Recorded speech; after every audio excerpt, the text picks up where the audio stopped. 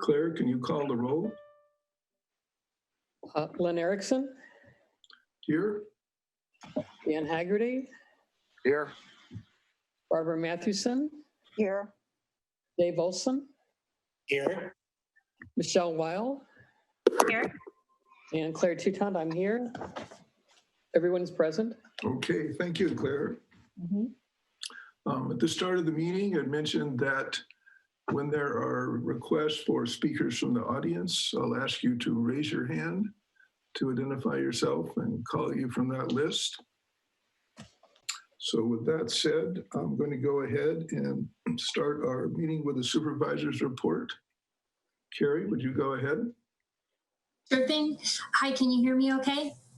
Yes, I can hear you. Okay, great.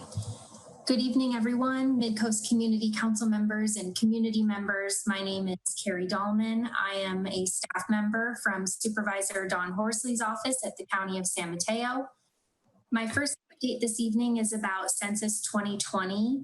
This week, the U.S. Census Bureau is resuming their field operations. So this means that those census tracts that were identified for an update leave, they will now be receiving their census questionnaires. And Bureau staff will be hand delivering the questionnaires in unincorporated areas that include but are not limited to Pescadero, La Honda, Montara, and El Granada. And there are other unincorporated areas in these tracts as well. I would also like to note that the census is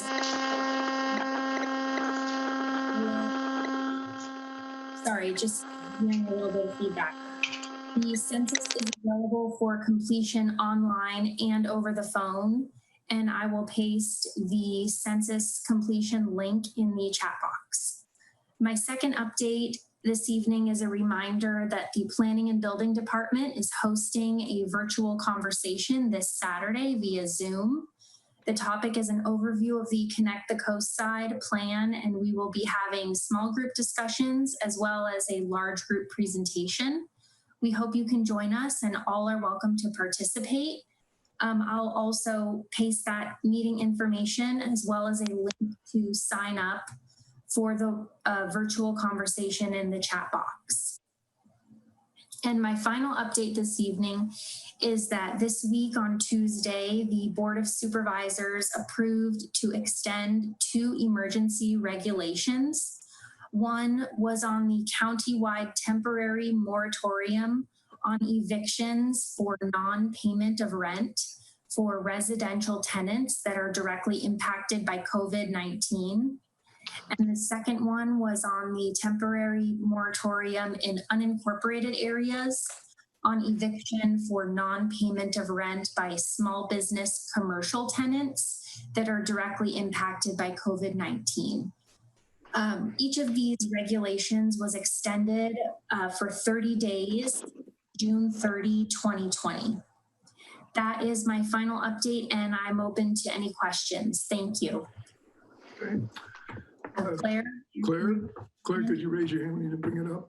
Go ahead, Claire. I don't know how to do that on here, but you said something I thought about this meeting with for the CTC, that you would put up a link where you could register for it. Is that what you said? You need to sign up in advance? That's correct. So the meeting is going to be via Zoom on Saturday, and registrants will be sent the meeting link. There's a link through the county's planning website, as well as on Supervisor Horsley's website to sign up. I guess I'm really not clear on this. It's what I'm trying to figure out is, do you need to have signed up for this conference in advance, or can you sign in at the last minute? You know, that's a good question. I'd have to follow up with staff who is creating the Zoom event itself. I registered for the events and I received a confirmation email. And so I presume they're sending out the meeting link through the registration list, but I'm not sure that the meeting link itself is posted on the website. I have some real concerns about this, if that's what it is, because A, we're trying to get as big a turnout for this as possible. And B, it's a public meeting. I think people should be able to have access without registering. So you might want to check that out. Okay, I'll definitely do that. Thank you. A question, Len? Okay, yeah, Dan, go ahead. Yeah, I agree with Claire's concerns. Carrie, thank you for your presentation or your report. Question on your report. Can you just tell us all, what is the next step on the census? So I have not taken it yet. I felt that it was being kind of delayed over the whole thing and the COVID thing. And I guess I was kind of expecting that I needed to kind of look and log on and do it online. Is that one option, or is there another option that I'm going to be delivered a hard copy, questionnaire? You do not need anything. You can wait for the hard copy, but there's absolutely no reason to wait for the hard copy. You don't need anything as part of the hard copy. All the hard copy does is tell you to do it online. Claire? Mm-hmm. I'm sorry, Carrie. Yes, you can absolutely fill out the census online. I do believe part of the outreach work that they will be resuming this week is going to households that have not completed the census and actually providing the paper form that used to be in previous years the primary way to fill out the census. I would say this year there's been a really big focus on the online census format. I did it myself. It was pretty easy. They do send in the mail a special code that you enter to pull up your information and fill it out. But at this point, you don't even need that code. You can just go to their website and fill it all out online. Okay, so I could save the paperwork and just fill it out online. And if I, for whatever reason, do not get around to it, I'll expect a paper delivery questionnaire. Yes, that's correct. Okay, yeah, I just wanted to double down, and I really want to see as many people involved in this connected Cosign process, and even if that means somebody hearing about it at the very last minute and wanting to join us, that there should be no obstruction to that happening. Thank you. Sure. Thank you. I will take that back to the team. Okay.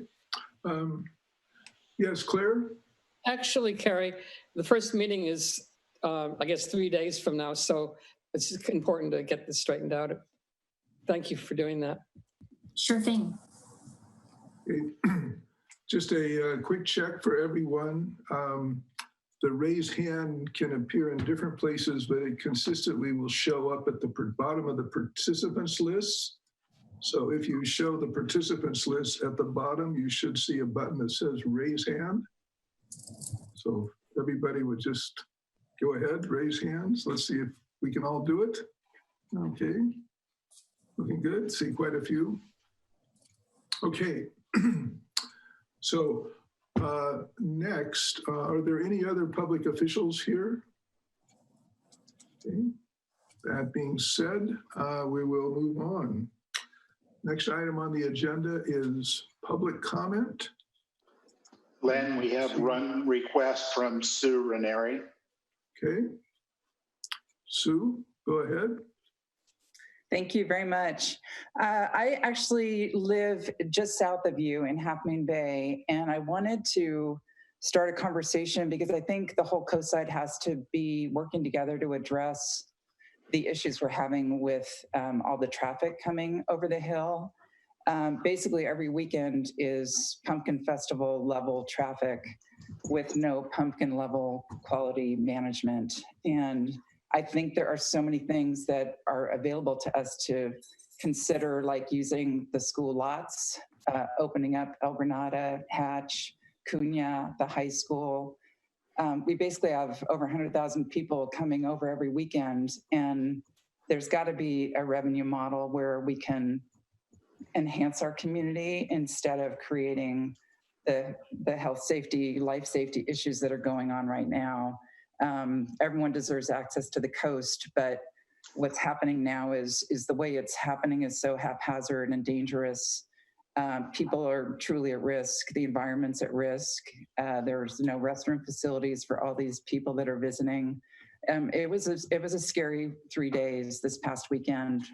I was almost hit 6 times while I was riding my bike, and there has to be an effort on everyone's part to be proactive and make visitors feel comfortable and provide them the services that they deserve and protect our citizens.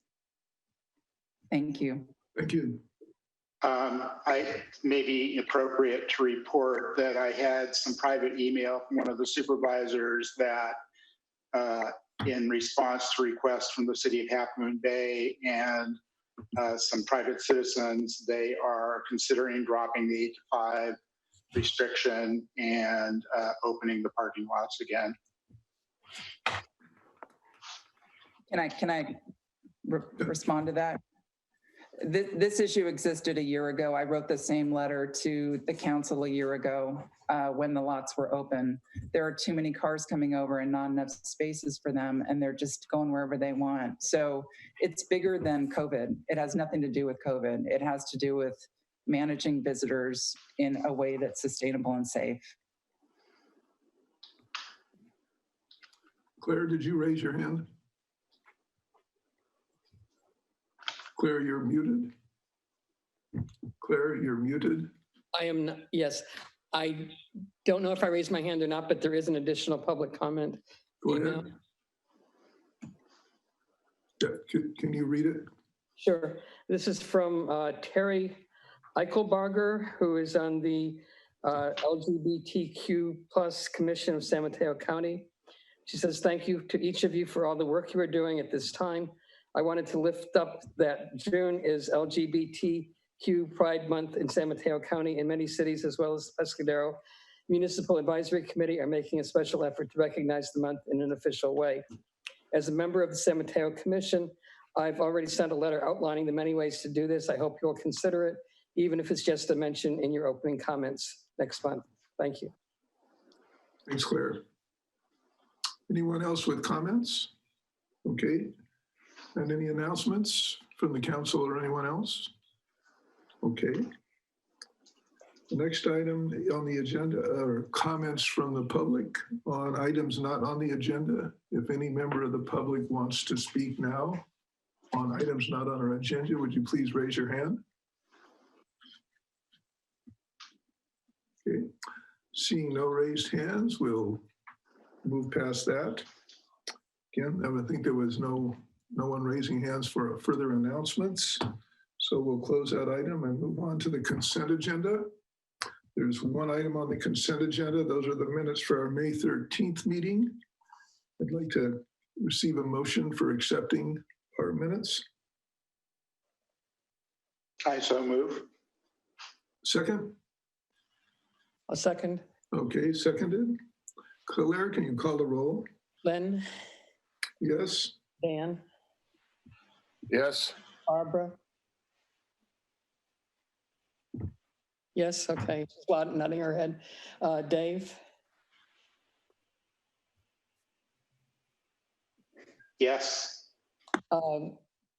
Michelle, Yes. and I vote yes, 6-0. Okay, thank you, Claire. Okay, we're now moving to the regular agenda. The first item on the agenda is the Midcoast Mobility Survey report on final results from Michelle. So Michelle, I will turn it over to you. Dave, did you get the most recent slides from Michelle? You went mute there, Dave. No, I got mail, but it had no attachment. So I'm going to bring up the one that you mailed out earlier. Okay. Can I share my screen then? I sent the link, Sure. but Sure. yeah, I'll just go ahead and share screen.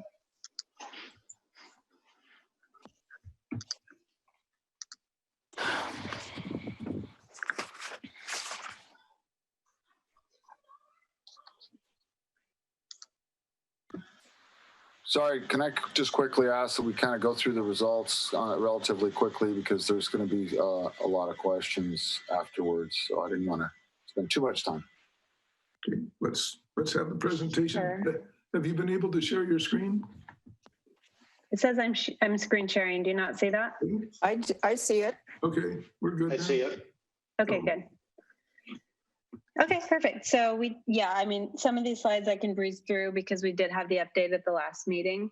But there are a few new slides that I wanted to highlight and some new analysis. We talked about this before, basically how we got here, but for those that are new on the call tonight, we partnered with the county earlier this year to create a survey to really increase engagement between the MCC and the community, and also just to create awareness of the MCC among the local community here. And we decided to start that with a survey with a focus on mobility. Our goal was to reach a broad cross-section of people who live and work on the Mid-Coast, just to gather input about mobility and to gauge interest in the Mid-Coast newsletter and other what types of topics would be of interest to the community. So how do we reach out to people? We shared the survey link by email widely through county staff and through Mid-Coast community members. We promoted it through local media, including the Half Moon Bay Review and the Cosign Buzz. We posted on various websites and social media sites, including the county, the MCC, and other Mid-Coast organizations. And we included as a last-minute push flyers at post offices. I also will quickly, I have to get out of this thing, but read a list of other organizations that we reached out to, including Cosign Mothers Club, Cosign Hope, Resist Density, GCSD, MWSD, Harbor District, Senior Cosiders, Cabrillo Unified School District, and the PTOs associated with that, Cosign Dog, Friends of Fitzgerald Marine Reserve, Cosign Surfrider, and even more than that. So Michelle, can you Yes. go to presentation mode because I we're will. seeing I just needed your to slides do that. on the left. No, I know. I just needed to do that to read that list. That's what I was hoping you would share. But that was the last time I'll do that. Okay, so what did we get? We got over 600 responses. So our last minute push got us over 100 extra responses, which was great. We did some personal outreach. We did, like I mentioned, we did the post office postings, which actually only got us a couple two responses. We tried to do some additional outreach to the Spanish-speaking community through personal emails, and we unfortunately did not, as we spoke about last time, there were a couple groups that were underrepresented, and unfortunately we still had a tough time reaching those groups, including younger people and Spanish speakers. But who we heard from, here's just a summary. So you can see on the top left, the age ranges of people who provided their age. A lot of the questions were optional. So although we had 621 people take the survey, not all of them provided this data. But you can see that the majority of responses came from like the 35 to 64-year-old age groups, and even some over that. But we didn't get a lot from 18, basically up to age 34. We had very few responses. You can see the language. Only 2% of our responses came from Spanish speakers, or, those are people who actually took the survey in Spanish. There may have been some Spanish speakers who took the survey in English, but definitely seems to be underrepresented in terms of Spanish speakers. And then we asked what their connection was to the Mid-Coast. So do they live on the Mid-Coast? Do they live and work on the Mid-Coast? Do they just come to visit? And you can see that the majority of all the responses were people who lived and sometimes lived and worked on the Mid-Coast. And in terms of the length of time that they've lived on the Mid-Coast, we had a lot of people who've been here for a long time. About 65% have been here for more than 10 years. And then the remainder less than 10 years. And then we had about 80%, 81% are owners of their places where they live, and about 19% were renters. And then when we look at it by community, and all of these stats are pretty representative of the population here. So this was not bad. We had 33% from Granada, which is our largest community on the Midcoast, followed by Moss Beach, Montara, Miramar, Princeton, and you can see this other. I think that basically tells us that we had some people who live on the Midcoast, but not in the or live on the coast, but not on the Midcoast. So about 18% we can deduce that those people came from most likely Half Moon Bay and took the survey. And then we have a little graph of how long people have worked on the Midcoast. I'll skip through that. But transportation was the big topic, and that's what we asked the most questions about. And this slide is really telling. We asked how people get around. And you can see that when people are going to and from work, 87% of people drive alone. Very few people carpool or use other forms of transportation. School, we had, that was a little bit of a tricky question because I think a lot of people are taking their kids to school, so they may have interpreted that wrong. I don't read that much into this, but we had 58% say they drive alone to and from school. This could be like college students or people who are taking school who can drive, but I think, probably some people considered that driving alone as them driving their kids, and some people considered carpooling, that is carpooling. To shop, 91% of people drive alone.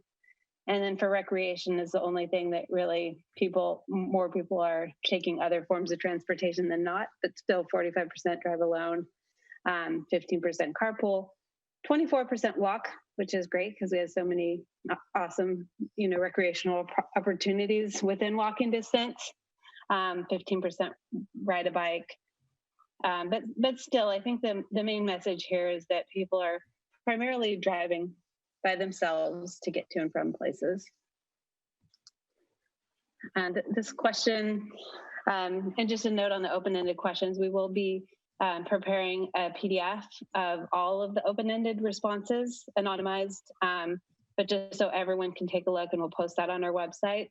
And this is a word cloud showing the biggest, things that people mentioned about what is working well or not well for them. So, it was a challenge was part of the question. What's your biggest challenge? So a lot of people did mention challenges, and you can see that traffic really stands out there, as well as biking.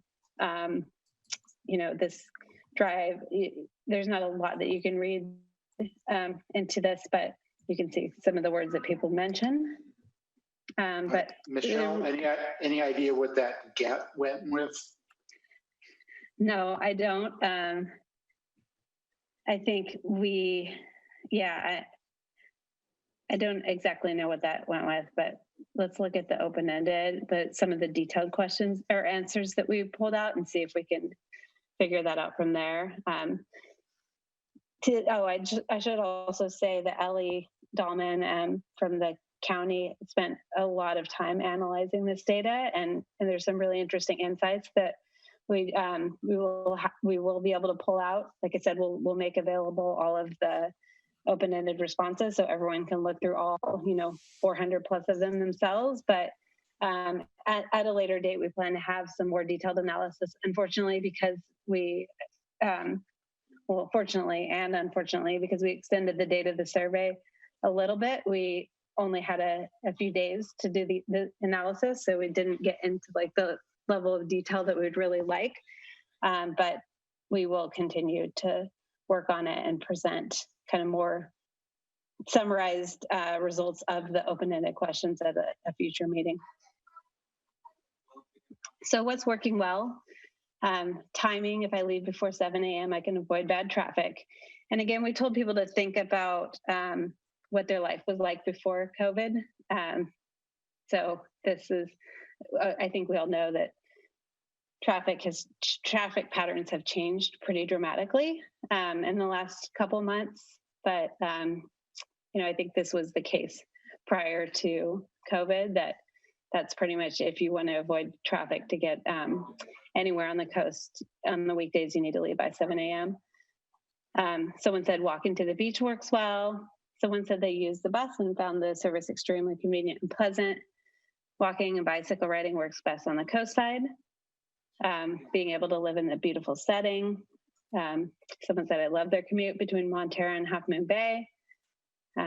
People talked about their favorite hikes and walks, so much Moss Beach Bluffs, Coastal Trail, and Montara Mountain hikes. And one very positive person said they have no challenges and they love being on the coast side. Then in terms of what are people's biggest challenges, I think this is really telling, and we saw a lot of this, but my biggest challenge is that you need a car to get around here. Let's change that. Let's make the entire Midcoast accessible to bikers, walkers, and bus riders.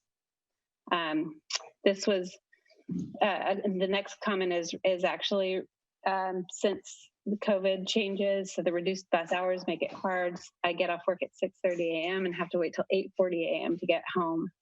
That's pretty rough. Beach access for anyone other than highly able-bodied people. I can access the beach, but my sister with disabilities cannot. The lack of alternate access from the tunnel, which is something we've talked about a lot at MCC meetings. Intense traffic, especially on the weekends with visitors coming from all over the Bay Area, as well as during the Monday through Friday work weeks with commuters. More dedicated morning and afternoon buses for school would be appreciated. And then the next two slides look at which issues people related to mobility, people rated as very important or important. So this is a ranked, this basically the way that we ask this question, the answers give us this ranking of what's most important to people. And the bottom line is everything's really important to people, but you can slightly see that, some things are more important than others. So for the number one issue was reducing traffic. Number two, improving safety for people who walk or bike. And both of those had over 90% of people with expressing that those are very important topics to them. 89% said improving safety for students walking or biking to school is really important. 83% said improving safety during an evacuation. And then continuing on the next slide are more answers to the same question. If 78% said adding or improving sidewalks in high traffic areas was important. 75% wanted to improve safety for drivers.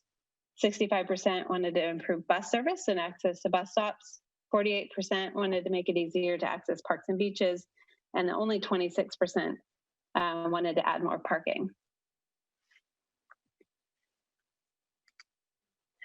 The last open-ended question that we asked about transportation was what transportation changes you'd like to see. So again, this just kind of highlights the key words that people are talking about. So traffic, school, bike, parking, specific communities, Moss Beach and Montara, you can see here. But open-ended questions or responses that we saw to this question include increased efforts to incentivize families to use public transportation to schools instead of driving, easier ways for pedestrians and bicyclists to cross the highway. I would like bike, ped, and public transport infrastructure to be prioritized over car infrastructure, better congestion control at key intersections like Coronado and Highway 1. The coastal trail, if it were more accessible to people in Moss Beach and Montara. Real considerations for cyclists, bike lanes, bike racks, real safety, and not just signs asking drivers to share the road, and more frequent bus service. So it's definitely a range of issues that people are concerned about. And a lot of, I think one of the best parts about this is we had a lot of great ideas of how we can improve things. And so this kind of ties back into connect the coast side, and we'll be talking about that more at the meetings on beginning on this Saturday.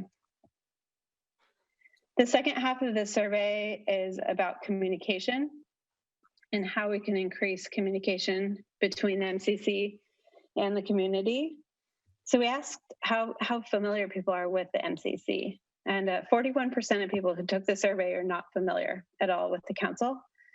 The other side of that is, 38%, the great part is 38% do read about council activities. I think most commonly through the Half Moon Bay Review. 15% actually have visited the council's website, and 21% have attended one or more meetings. And then a few of us have served on the council or subcommittee. I think that total number was 13. And 94% of people who answered this question were interested in a Midcoast newsletter. So we'll talk about that later on in tonight's meeting, but it's definitely something we want to pursue, to increase communication between us and the community. And then 64% expressed interest in information about Connect the Cosign, and 63% were interested in safety-related projects. And then lastly, not exactly, there's a few more slides, but I'm trying to rush through these, but we asked what other topics are interesting to people, because what we want to do is continue this with more surveys in the future to gather more information and get more feedback from the community. So what are other topics that people care about? Ranked here, we have emergency services first at 90%, environmental sustainability at 89%, education at 85%, access to health services is 83%, and recreational and coastal access 75%, jobs in the economy 73%, and then housing 63%. So lots of good things that we can ask people about and delve into more detail. And then we wanted to look at sort of what are called crosstabs, where you look at like how different people respond to different questions. And this was the question about housing. We saw how on the previous slide that housing had one of the lower interest ratings, but still 63% were interested in this topic. But we saw that that was even more so among people who rent. So if you look at just what percentage of people who rent thought that that was a very important topic, it's over 60%, with another about 25% saying it's important. So the vast majority of people who are renters are really concerned about this issue, whereas those who are homeowners are a little bit less concerned. And same thing, we saw a difference between those who rent and those who own, with people's concern with jobs in the economy. So those who rent were almost half of those people thought that the economy and jobs were very important, and then another 30-some% thought it was important. So you can see that difference there. Michelle, Yeah. do we have a feel for who the blue bar were? Were they home sharing? Yeah. I think that was a really small number of people. I'm not sure if Ellie, who's on, can answer that question. I believe, can you hear me okay? Yes. Again. Yeah, so I think for the people in the neither category might have been, they were people that said that they live with their families, or that they neither rent nor own their home, that they live in a manufactured home. So some of them were students, and that was a very, very low number. I think, I want to say under 5, but I can double check on the results here to report exactly how many. Okay, thanks. Thanks, Ellie. If there were so few, maybe you could just leave that out. Yeah, that's a good idea. And then the last crosstab we did was looking at health services and interest in health services by age groups. So you can see with like the light blue bars being very important and the yellow bars being important. You can see that the older people get, the more concerned they are about access to health services, although the 25 to 34-year-old age group is more concerned than the 35 to 44, 45 to 54. But yeah, just in general, it makes sense that as people age, they're more interested in making sure that we have adequate health care on the coast. And so we, in the open-ended answers, we were able to see other topics of concern to people and things we, like I said, we can go into more detail about later, but infrastructure and traffic. So looking for dependable roads, improved infrastructure before there's more development, state investment in infrastructure to add capacity for traffic. People care a lot about housing options, so retirement housing options. Some people mentioned low and mid or multi-price housing together in a community, more rent-controlled housing for people, especially those who work minimum wage jobs. Emergency evacuation and communication, evacuation routes from the coastside, and then transit. So bus access for people with disabilities, busing kids to school, taking lots of cars off the road at peak commute times was mentioned. Also, bilingual resources, cell phone connectivity, childcare, dog access, food access, and telecommuting were things that people brought up. And we will, like I said, make these open-ended responses available to everyone, but communication needs, people talked a lot about the meetings that they, MCC meetings and community meetings and how they wanted to get information. Someone said start with more of these surveys. So that's great. That's something we plan to do. Listen to the needs and concerns of the Midcoast, have more Zoom meetings, regular public forums and guided feedback. This person said, I'd love to see the council and government at large meet people where they are. More outreach to the Spanish-speaking community. I think that was something that was definitely highlighted here. Use mass text message services because the majority of people have cell phones. And we do have the SNC alert service for that, especially for emergencies. So that's something we could potentially make people more aware of. And then a simple who to contact for what list to put on the refrigerator. So all really good ideas and things we can work on. Other ways that people wanted to improve communication or through Half Moon Bay Review, Nextdoor. We know a lot of people on the coast are on Nextdoor, work with the community partners. A lot of these are things that we're already doing.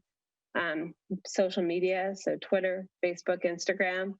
We do have an MCC Facebook page, which everyone can go and follow. We don't have Twitter or Instagram at this time. Hold meetings online or on the coast side. I think that was especially important for meetings that are outside of the MCC. So having physical meetings on the coast side, text messages, and then more surveys. So that is the last slide. We will use these survey results to have more, better community planning efforts to inform future communications, and hopefully to have more, we'll have more surveys. Questions? Questions from the council first. I'll just go through in order, starting with Claire. I have nothing at this time. Barbara? Any questions, Barbara? Dan? Any questions, Dan? Yes, I It have. looks like Barbara was trying to speak, but I think she was on mute. Okay, Barbara, I'll go back to you. Would you like to speak? Waving us off. Okay, Dan? Yes. So I have some questions regarding the survey, and I guess I'll start with for the presentation tonight. Somebody chose, which responses to the open-ended questions. I mean, they were not all there. Mine was not there. So I'm just start with that question. Who decides, which responses are actually published tonight in your presentation? Yeah, I'll just say the purpose of those slides was really simply to provide a flavor, just a peek at what types of things some of the survey respondents are saying.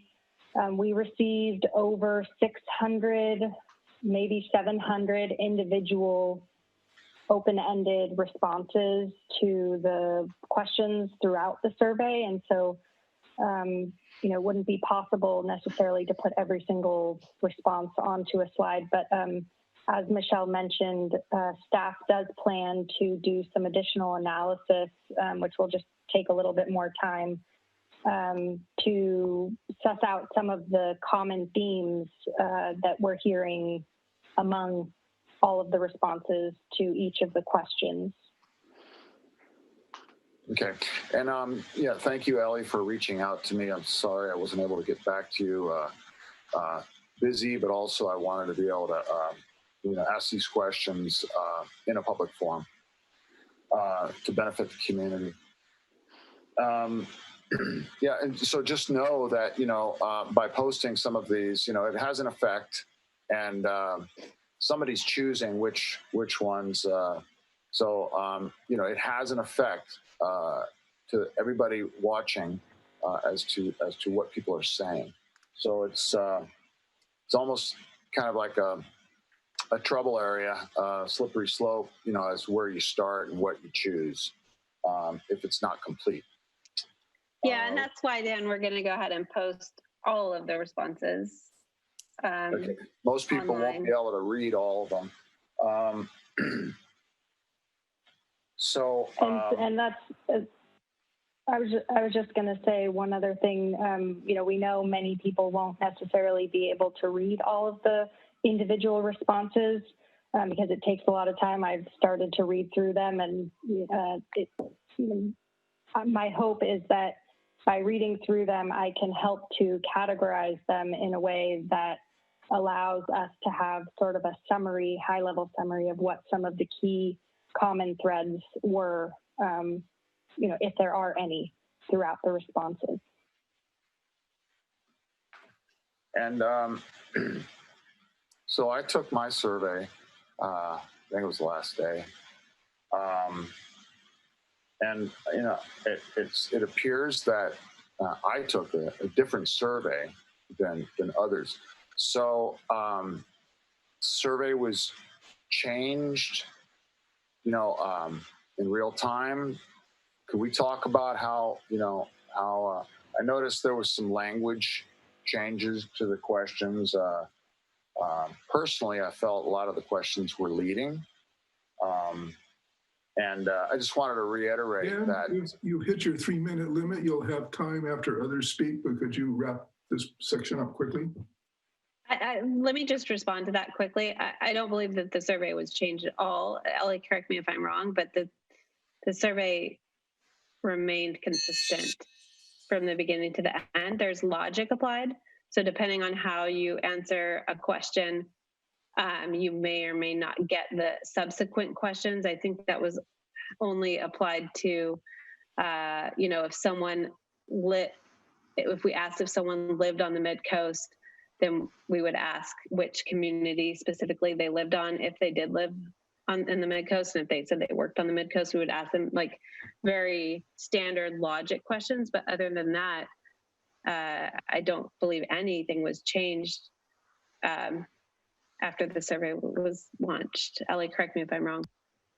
Yeah, that's correct. Once the survey questions were finalized, we made sure that any test submissions were removed. And if you might remember, when we initially drafted the first draft of the survey, we shared a draft with the MCC looking for your feedback and input on, are these questions that we should be asking? Are there other questions that are not here that we should include, or should we, change one of the questions? And so I know that some of you may have reviewed multiple iterations of the survey, but that was when it was in the testing phase. Once it was completed, we went ahead and emailed out the final survey link to the Mid-Coast Council and to the community requesting their input once the questions were final.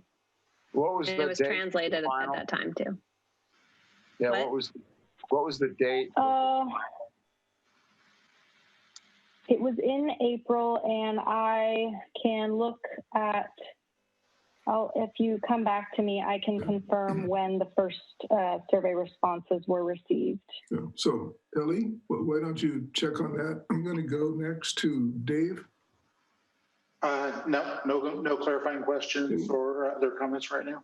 If there are any members of the audience who would have questions, could you please raise your hand electronically? Len, I am not done. No, Dan, I said I'm going to go through everybody once, give the audience a chance, and then back to you and anybody else on the council that wants to say. I am offended by you, kind of shutting me up here, Len. Well, I told you we were at the really, the council members shouldn't be limited to 3 minutes. You know that.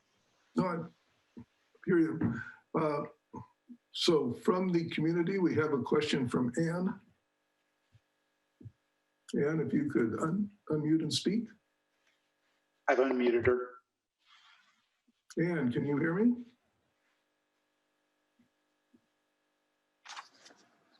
Okay, Anne is not speaking. So that's the only member from the community. So with that said, Dan, we'll go back to you. All right, thank you. Where did we leave off? I was interrupted here. So the date, right? You're going to get back to us with the date, Ellie? Yes. So I can tell you that the very first submission was submitted on April 8th. And then the rest followed that, April 9th and on. We closed the survey on the 20th of May. Okay, so there may have been just some confusion, but I think some of the council members may have taken the draft and then not taken the once it was finalized after April 8th. Well, Dan, we had a council meeting on April 8th, and that's when we announced the test results were going to be thrown away and the real survey was starting. So that was discussed at each and every council meeting since then. Yeah, thank you, but I do not remember that being said, Dave. Let's see. So I wanted to just ask the question, do we know that every council member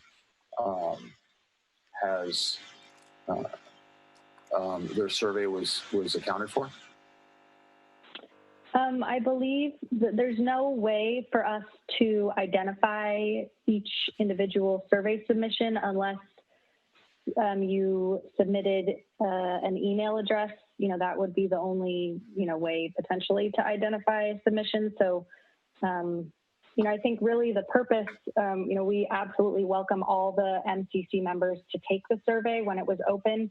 And I think the primary purpose and reason that the survey was created was to help and ensure you all as members of the council, as representatives of residents of the Midcoast, have more information about, what's important to people or what's not important to people or what their challenges are. Okay. And we didn't talk at all about the secondary political survey, which I took. I want to ask somebody, what was that about? Why? And are we going to, should we expect to see results? Can you clarify what you mean by political survey? So I was asked questions. It was a survey that followed immediately after, and there was no signal like I was done. The San Mateo County survey was complete. Thank you very much. It immediately followed and I started asking questions about, do I think that Trump's doing a good job with the coronavirus? Dan, that's the way SurveyMonkey works, and there is an indication in between. If you aren't watching it, it will go on to another survey. That has nothing to do with us, though. Okay. Well, it's certainly whatever message I guess I missed. So I'll ignore any further questions regarding that.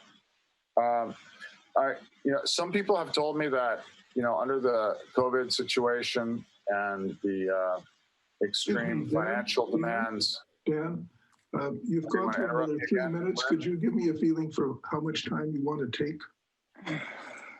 I'm not gonna, I want to listen to the community members as well. But I think nobody else has further comments, Dan. Okay, so it sounds like I have more time.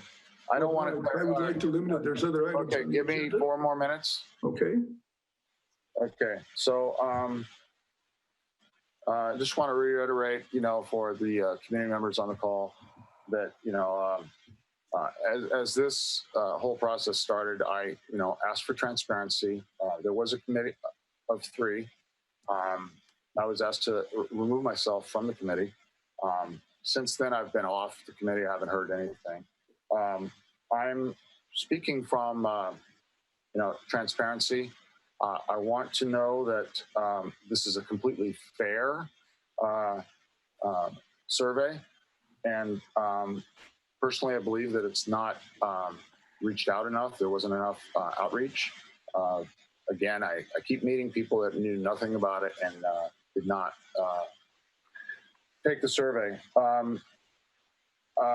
So I've heard from some people in talking with community members that they strongly believe that during this COVID situation and the financial restraints for the county that this survey and the Connect the Coast side is could be particularly moot at this point because there's a great financial restraints for doing anything.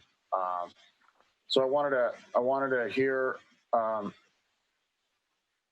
little bit about from the county. Ellie, you could respond if you like. Will the financial situation have an effect on the plans for this outreach and the projects that are?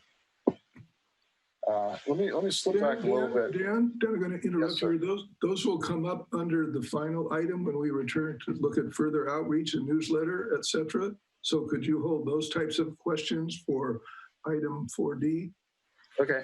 I want to say just quickly that, as I said earlier, I felt that some of these questions were leading. And I was not a part of any of the language written for these questions. Not sure, Michelle, if you were or not. But, one of the questions, adding or improving sidewalks in high traffic areas. The community has been really outspoken for paths and not concrete, not sidewalks. So, it could have easily said, improving safe pathways, but it didn't. It says sidewalks. So right there, that's a leading question. I don't think that's a leading question. 78% of people said that they would favor the improvement of sidewalks. And so I think that maybe the previous information that you have is not accurate. I know you've said that many times that sidewalks are not desired by people in the community, but maybe that's wrong. Maybe people's opinions changed. Definitely we're seeing from this almost 600 people who took this survey that people do care about that. And I don't think that was written in a leading way at all. And that does match up with what we saw on the Connect the Coast side surveys. These are talking about in the business district areas of El Granada and Moss Beach and Montara. Those are the high traffic areas, Dan. Yeah, it's not clear in the questioning of the survey. It's not clear. And I'll say that I didn't feel that I could answer all of the questions in true heart because I didn't know what the ramifications of answering the question a certain way might be. Really don't. And I'd like that to be discussed. I'd like that to be shared and talked about. Dan, your 4 minutes are up. We will come back to this general area when we talk about newsletters and future items. So I would like to say for my comment that I think the number 600 for this type of survey in the first time out is a very commendable number and strong. I understand what the sampling process is like. And I think also the interest in more surveys really speaks to a continuing interest, and really something like this survey is not looking for it to be a one-shot defines everything. That's why it was fine to see it have a call before the Connect the Cosign starts with other activities probably to follow. So sorry, Lynn, one of my questions was not answered. So do we have time? I think you have all the time we're going to give you now, Dan. We'll come back. You're just running on. But one particular questions, if you have something for Michelle? Well, it was for the county regarding, the financial situation and future plans. Well, future plans would come up when we talk about newsletters and other activities, the later agenda item. Well, we're talking about the survey and okay. Okay, thank you, Dan. Have it your way. Okay. We're moving on to our next item on the agenda, which is 4B. We have here Joe LeClaire from the county. We have slides up for Joe. And Joe, are you ready to start speaking? Yes, Chair, I am. Go ahead. Can you hear me? I can hear you. Okay, I'm sorry, I thought you were going to do an intro. Switch that to later on, Joe. Oh, okay. Thank you very much. Well, thank you, council members and members of the public. Joe LeClaire, Planning Manager with San Mateo County, here to share some information about Moss Beach corridor improvements that are envisioned both in Connect the Coast side, but also those that we're contemplating making requirements of the Cypress Point project to offset the traffic impacts of that project. Next slide, please. I can't see the slides anymore. Still not there. Dave? They were there.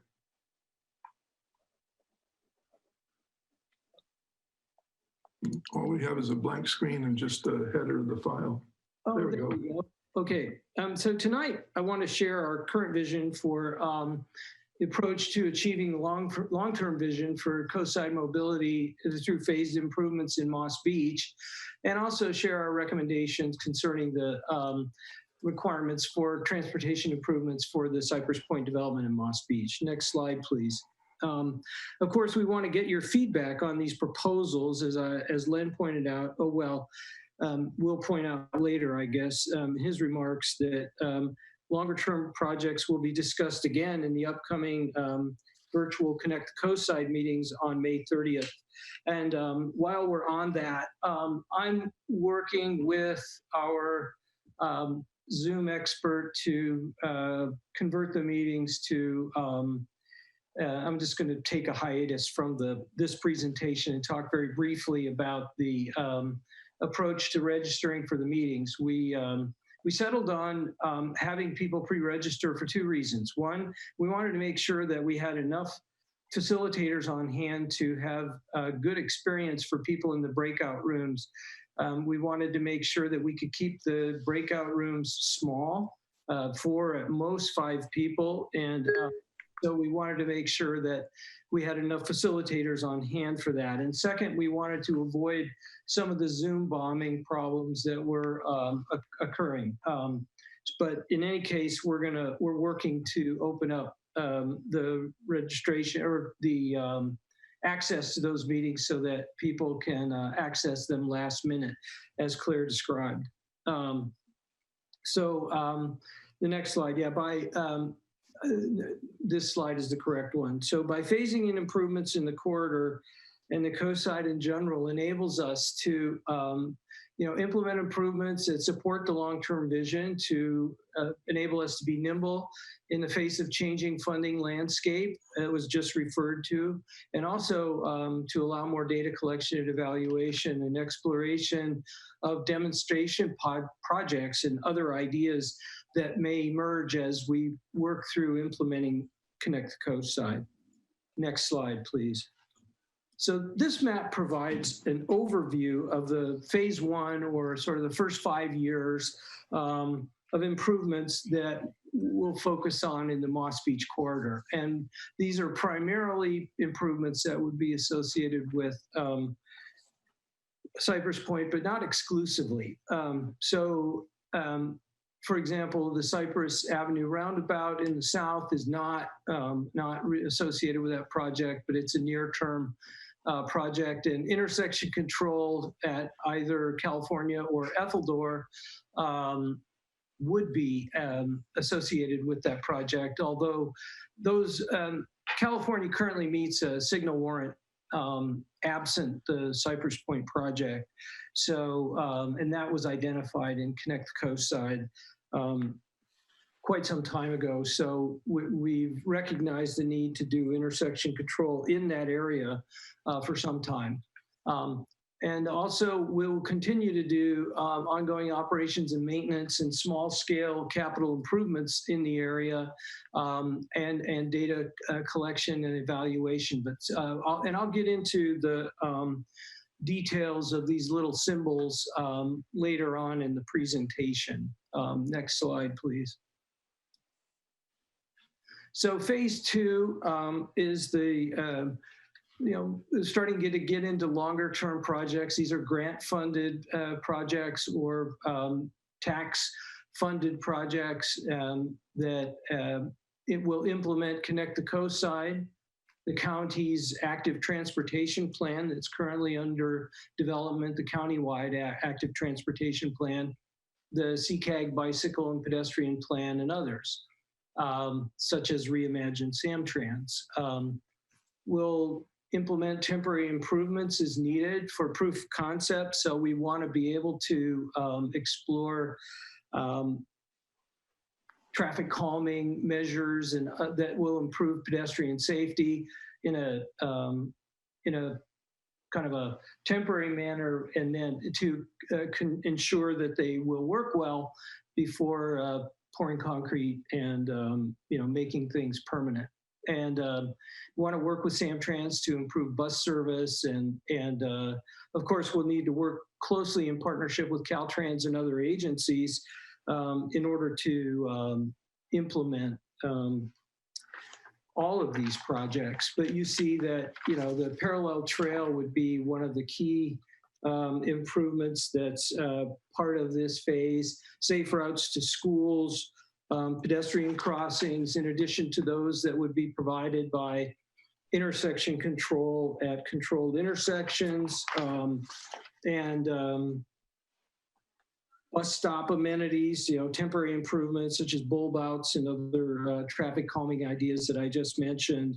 And so I see quite a bit of activity during this phase. Next slide, please. And sort of in the out years of the plan, we would continue implementation of long-range plan visions through funds from grants, local taxes, and fees. Some of the projects that might be included in this section or this time frame would be extending Carlos Avenue, Carlos Street to 16th Street, relocation of bus stops to more safe and convenient locations, roadway edge treatments in the commercial areas of El Granada, Moss Beach, and Montara.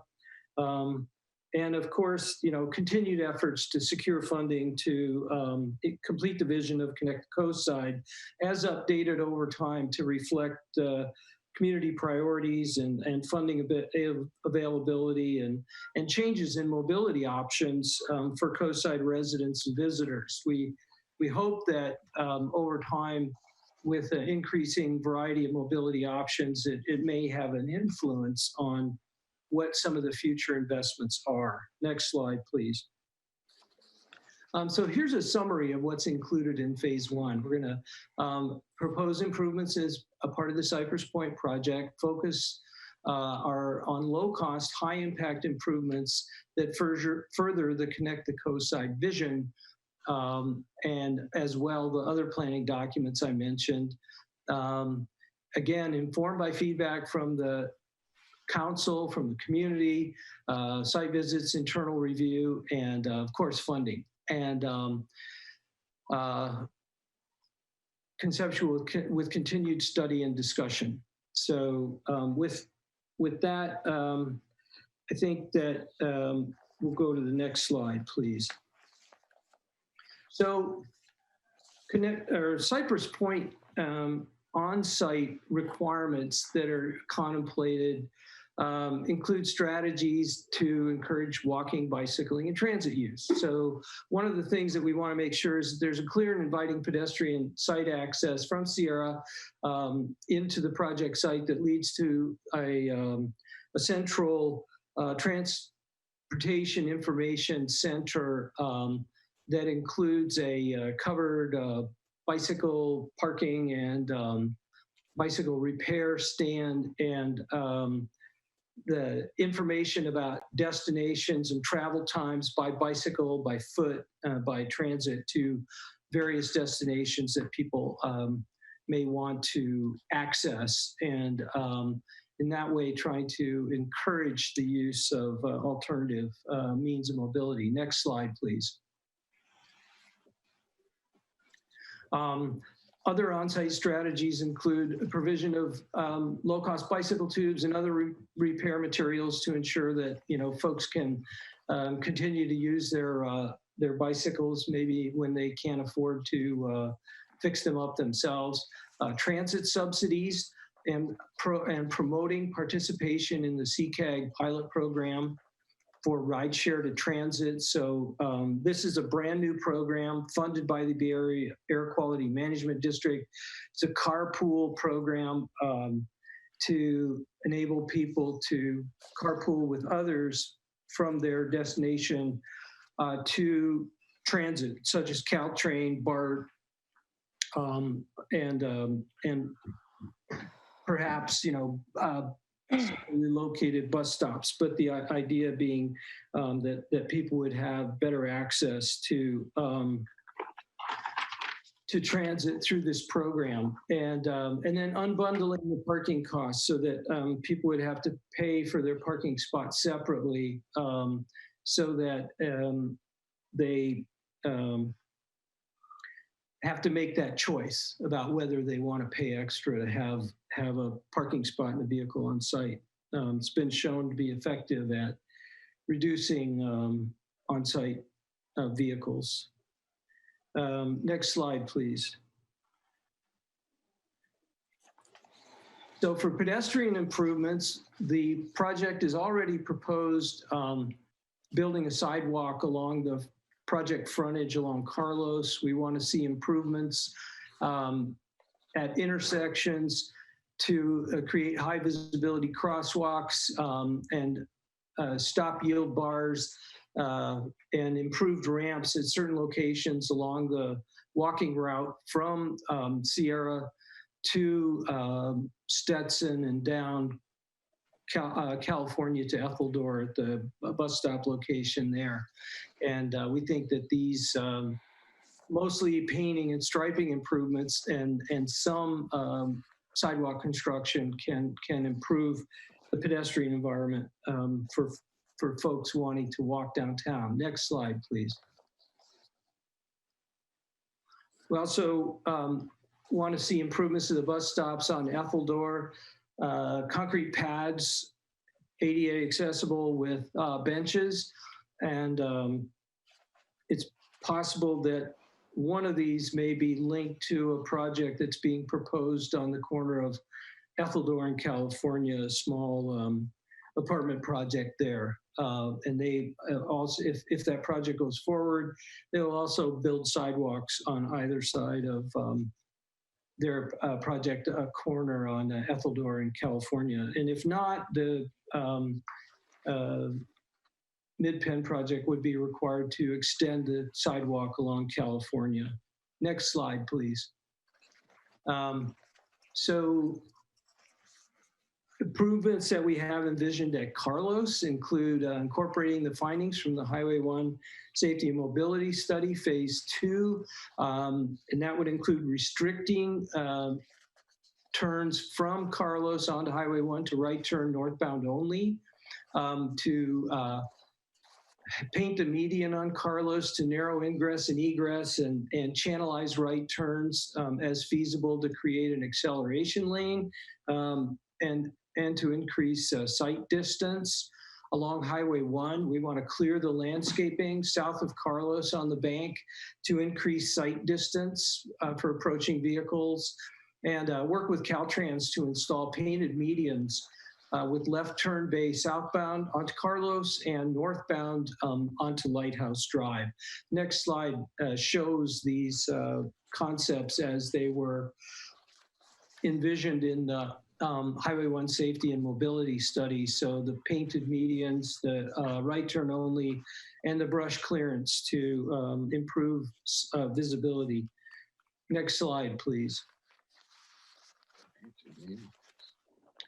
So we want to also improve conditions for drivers. And we've going to continue studying corridor level scenarios to improve conditions for drivers without compromising safety or vision for active transportation. So we want to make sure that that improvements for vehicular access also address the needs of pedestrians and bicyclists. So as I mentioned before, there's a roundabout planned for Cypress Avenue in the south. The county is currently in the midst of having what's called an intersection control evaluation. It's a study that's required by Caltrans before any intervention can be made at an intersection. So whether it's a stop sign or a roundabout or a signal, Caltrans requires that this study be prepared. And their policy tilts towards roundabouts. They want to make sure that any intersection control evaluation really gives a fair consideration to a roundabout as part of the analysis. And they also have a policy that roundabouts should be constructed unless it's shown to be infeasible. And there's feasibility criteria that are part of that analysis. But we're looking at both California and Highway 1 and Etheldor Valimar at Highway 1 as possible locations for intersection control associated with the Cypress Point project. As I mentioned before, California Avenue currently meets a signal warrant under current conditions. However, we believe that, and we're going to get expert advice on this to test it, but we believe that if you provide intersection control either at Vermont or California or at Valimar, Etheldor, that people will access the highway there where there is intersection control. There's different trade-offs associated with those intersections as far as where it's best to do it, both because of the problems associated with closing Winky Way, the red-legged frogs in the ditch next to sort of Etheldor and Highway 1 and California and Highway 1. So it's we're looking at those options. And then of course we want to make sure that the intersection control design incorporates future alignment of the parallel trail through this area. And incorporates pedestrian crossings and contemplates locations of future pedestrian crossings. And of course, we want to manage vehicular flow to create safer left turns. So next slide, please. So this is a concept design for a roundabout at Etheldor Valimar that comes from the Highway 1 Safety and Mobility Study. I don't think the parallel trail would be where it's shown in this diagram because it would be too close to the red-legged frogs in the creek. So we're looking at the option of taking a portion of Carlos Street for the parallel trail, and potentially creating this segment of Carlos Street as a one-way. And there's larger thoughts about how to modify access into downtown Moss Beach, including potentially closing this short segment of Carlos between the two forks of Etheldor as they meet Carlos and Highway 1. Next slide, please. And this is a concept that the Midcoast Community Council developed for, had developed by Michael Wallwork for a roundabout at California. This is the design essentially that our consultant is studying for a intersection control evaluation study at California. Next slide, please. So our next steps are to present this information to the Planning Commission at its June 10th meeting as part of their consideration of local coastal program amendment, which would move the project, if that is ultimately adopted, it would move the project to the permitting phase. And we also want to do continued study and refinement of the transportation improvements if the amendment moves forward. So that includes, really nailing down where to do intersection control and working with the community. And then we, of course, want to do continued community engagement, both on that project and as part of Connect the Coast side. We have the meetings scheduled for this Saturday, 10:30 to noon, and then June 15th from 6:30 to 8 p.m. to address Moss Beach and Montara, and on June 25th from 6:30 to 8 p.m. to cover El Granada, Miramar, and Princeton. And with that, I will answer any questions that you may have. Thank you for listening. Thank you very much for the presentation, Joe. We're going to now go to questions from the council. We will go again with a 3-minute limit. We'll do one cycle through the council, then give the audience time for questions, and then come back for further questions to Joe.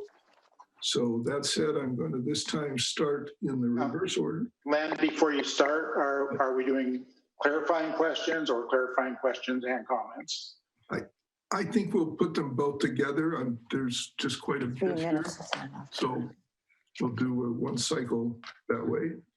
So Dave, could you go first? Sure. So several things. It looks to me like Connect the Coast side in the Moss Beach area has been significantly diverted to support Cypress Point, which is essentially a private project, heavily weighting improvements in favor of things that are beneficial to Cypress Point. And while I'm fully in favor of Cypress Point, that does not seem fair to all the other parts of Moss Beach. And the other related question is, it looks like we're talking about public funding of projects that are very beneficial to Cypress Point, where I would expect Mid-Penn Housing to have to pay for those since it is a private project. Can you comment on those, Joe? Sure, I'd be happy to. If I gave that impression, then I was, mistaken in the way I spoke, because what I tried to do was lay out what I thought, what were requirements of the Cypress Point project. So while some of the, for example, intersection control in Moss Beach was something that was contemplated as part of Connect the Coast side in advance of an application for the Cypress Point project. We expect them to pay their fair share of improving that intersection. They didn't cause all of the problem. As I said, it existed before they showed up. But we expect them to pay their fair share. And of those improvements that I outlined, both that were on-site and off-site, those are what we expect Mid-Penn housing to pay for. Okay, thank you. I'm sorry if I misled you on that. Okay. Well, I don't think you said anything one way or the other. I just jumped to a conclusion. Thanks. Anything else, Dave? There's a more general question where I had thought Connect the Coastside was intended to be more a conceptual list of projects to deal with all of the traffic problems on the coast. And this sounds very much like an implementation plan. Do you want to comment on that? So, Joe, before you do, I want to share a slide that I prepared here sort of as a lead-in, but to do it Absolutely. now. So I'm going to share this slide.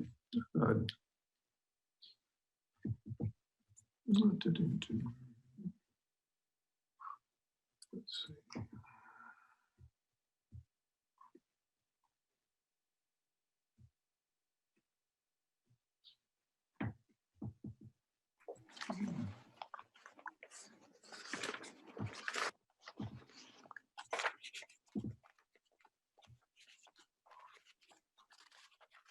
Okay, can everyone see this slide titled Connect the Coastside and Cypress Point Process? Yes. Okay. Joe came to us on April 22nd to talk to basically the same topic. He led off that conversation with referring to interim plans for intersections, especially in California, which elicited pretty much a uniform negative reaction from the council and the audience. I've had some follow-up conversations with Coastal Commission staff just to get their perspective, because it's clear that overall the ideal format of these two projects was for Connect the Coastside to be pretty much complete before a major project like this came along. But that hasn't been the case. Joe has in this presentation referred more explicitly to the intersection control evaluation process, which is a strong component by Caltrans to overall evaluation, and is trying to look at a best solution, not one tailored to any particular project. So from my perspective, when he speaks about that, he's at least sort of implicitly speaking to an overall good solution, not one for any particular project, but that's still to determine. The Planning Commission had a meeting today in which their director confirmed still the strong intention to have a meeting on June 10th. I made every effort to say both to the county, to our supervisor, that I really think that the Cypress Point project shouldn't be going forward to the commission until at least the major presentations on Connect the Coastside are done, but that hasn't been followed. So basically, there will be, according to the comments at today's Planning Commission meeting, a meeting of the Planning Commission on the 10th, and their focus will be on the response to the public comments from the January 22nd meeting, as well as Joe indicated, a presentation by himself similar to this.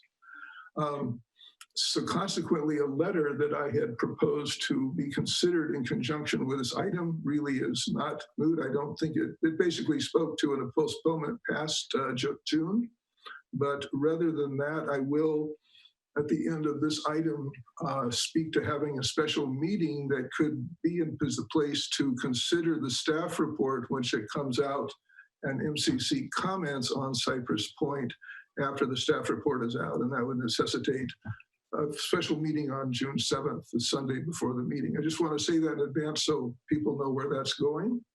I think Joe's covered the meetings themselves that are there.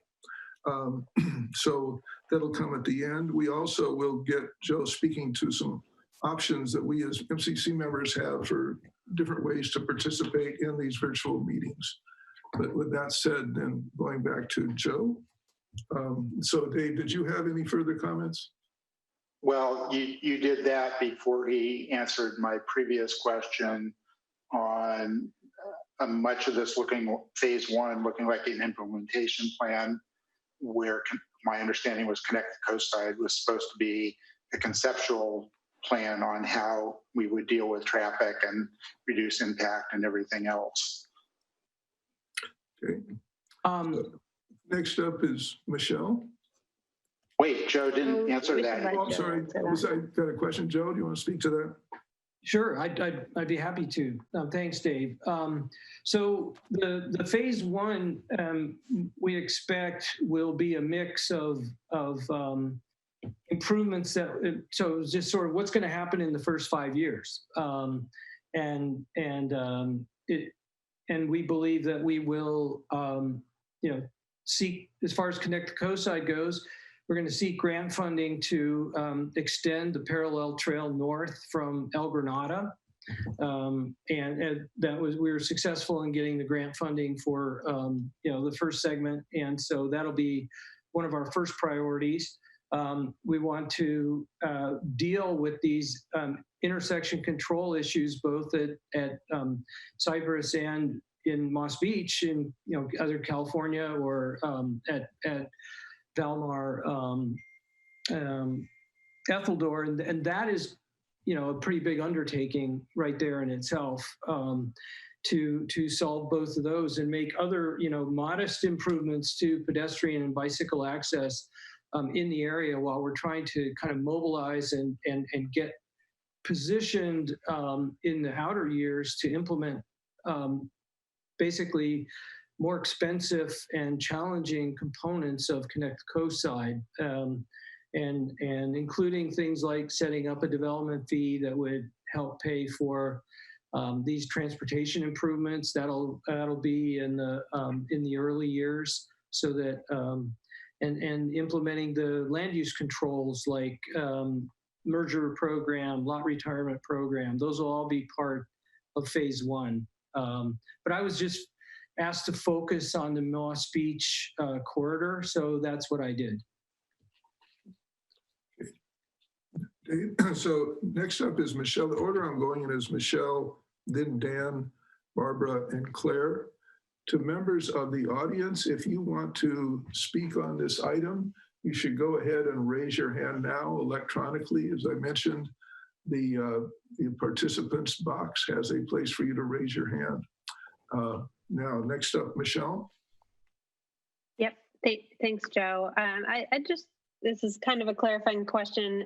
I just wanted to better understand why at the last meeting that you presented, it felt like we were really going towards some kind of signalized intersection at California, with, Roundabout being talking about like monetary issues and the fact that like the signal would be cheaper and that would be the first step. And then we could potentially in the future replace that with a roundabout. Now, just this presentation seems a little bit less like the decision has already been made. Like that decision hasn't already been made. However, at Cypress, it's very clear that it is a roundabout. So I just wanted to ask you, like, what specifically are we pretty much decided on a roundabout at Cypress and not decided on what type of signal or what type of intersection there would be at either California and Ethel or Valmar? Could you clarify that for me? Thanks for the question. So we're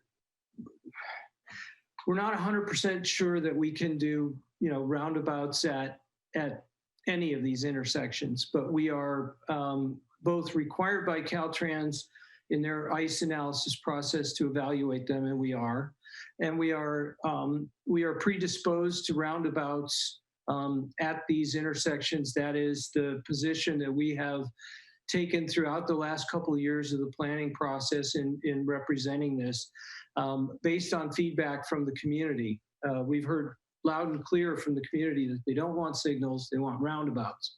And so to that end, today we had a meeting with a consultant to explore what it would cost to prepare the project initiation documents for roundabouts at Cypress and one other intersection in Moss Beach, so that we can understand the cost implications of moving to the next step. So we've already contracted for ICE evaluations at Cypress and at California. We may need to do another one if we conclude that Ethel Valmar is a superior location. that would feed into a what's called a PSNR project study report, which is necessary to get Caltrans approval to build anything on their highway. And it's a lengthy report that looks at cost and environmental issues and design and safety and a host of maintainability, host of considerations, and something that the county would have to pay for out of its funding to cover that cost. So we're moving ahead with that so that we can make an informed decision. Okay, well, I'm glad to hear that, and thanks for explaining it to me. Is that it, Michelle? That's it. Thank you. Dan? Yes, thank you, Joe. So, in some of the past meetings, we talked about my concern with really letting the community know, the impact of whatever choice is made. And you mentioned that there was going to be some reports of traffic studies. Joe, are you aware of the VISM software, the traffic simulation software? It's very prevalent in the traffic planning environment. No, I'm not. Okay, so I was first exposed to it when Caltrans was giving the letting the community know the impacts of the rebuild of the Pedro Creek Bridge in Pacifica. So essentially, it's a computer software program that when you input the amount of cars that are actually using the road and also the cars that are entering the road from the side streets, you actually, like an eagle flying above the intersection, you can actually see how the intersection works. So I know that Caltrans has already used this, and I'd like to, I know you probably can't make a commitment at this point in time, but I'll be working to see if you can make a commitment to truly explain to the community that is part of the decision here, right? Am I right? Yes. The community is part of the decision-making of what we choose. That's correct? Okay. So that the community truly understands the impacts of each option before they, make a, in cement vote or, share an opinion as to what they think is best. I think I saw that on a Dallas area roundabout. I was looking for 5-leg roundabouts to see if there were successful examples that might overcome the geometry at California with Winky Way. And there was a 5-leg roundabout that had a simulation much like you described, where you could see the vehicles entering and passing through the roundabout from the side streets. It was fascinating. And then just real quick, I think you should be able to answer this question. Can you give us here on this Zoom call, can you let us know what is a possible speed of a car going through this roundabout that you're proposing? One being, a 21-year-old driving a Camaro V8 versus an 85-year-old driving a minivan with 5 children in the back. So can you give us a little bit of a ballpark figure of what actually a vehicle can move through this roundabout that you're proposing? I can't give you the exact number tonight, but we do have that in the ICE analysis, because part of the analysis is to use what are called gap acceptance factors that are the metrics of roundabout throughput. So gap acceptance factors are used to determine how many vehicles can pass through, and they're partly based on speed. But I don't have it at my fingertips, but I'll get it to you. Okay. Thank you, Dan. Barbara? Yes, thank you. Joe, I have a couple of questions, but I also have a comment. I'm really concerned about how many people are going to be at this meeting on Saturday. It doesn't sound, there's not a lot of word out there that these are happening. And so I'm wondering, do you know how many people have signed up so far, have registered? I believe it's about 40. That's not cool. Not including, staff and MCC members and so on. Mm-hmm. Okay. And we voiced this, or some of the members of the public, as well as myself, voiced the concern about expecting the residents of the Cypress Point to go up Sierra and down through Stetson and come down California for walking and for driving, I'm assuming. That's where you want the flow of traffic to go, is down Stetson? Well, the flow of traffic can go down Carlos or Stetson. Okay, well, what makes you think that people are going to walk up the hill up like that, then go the straight shot to Carlos via Carlos? Just stay on Carlos. Well, we we don't think it's fair to require a sidewalk along the entire length of Carlos of the Cypress Point project.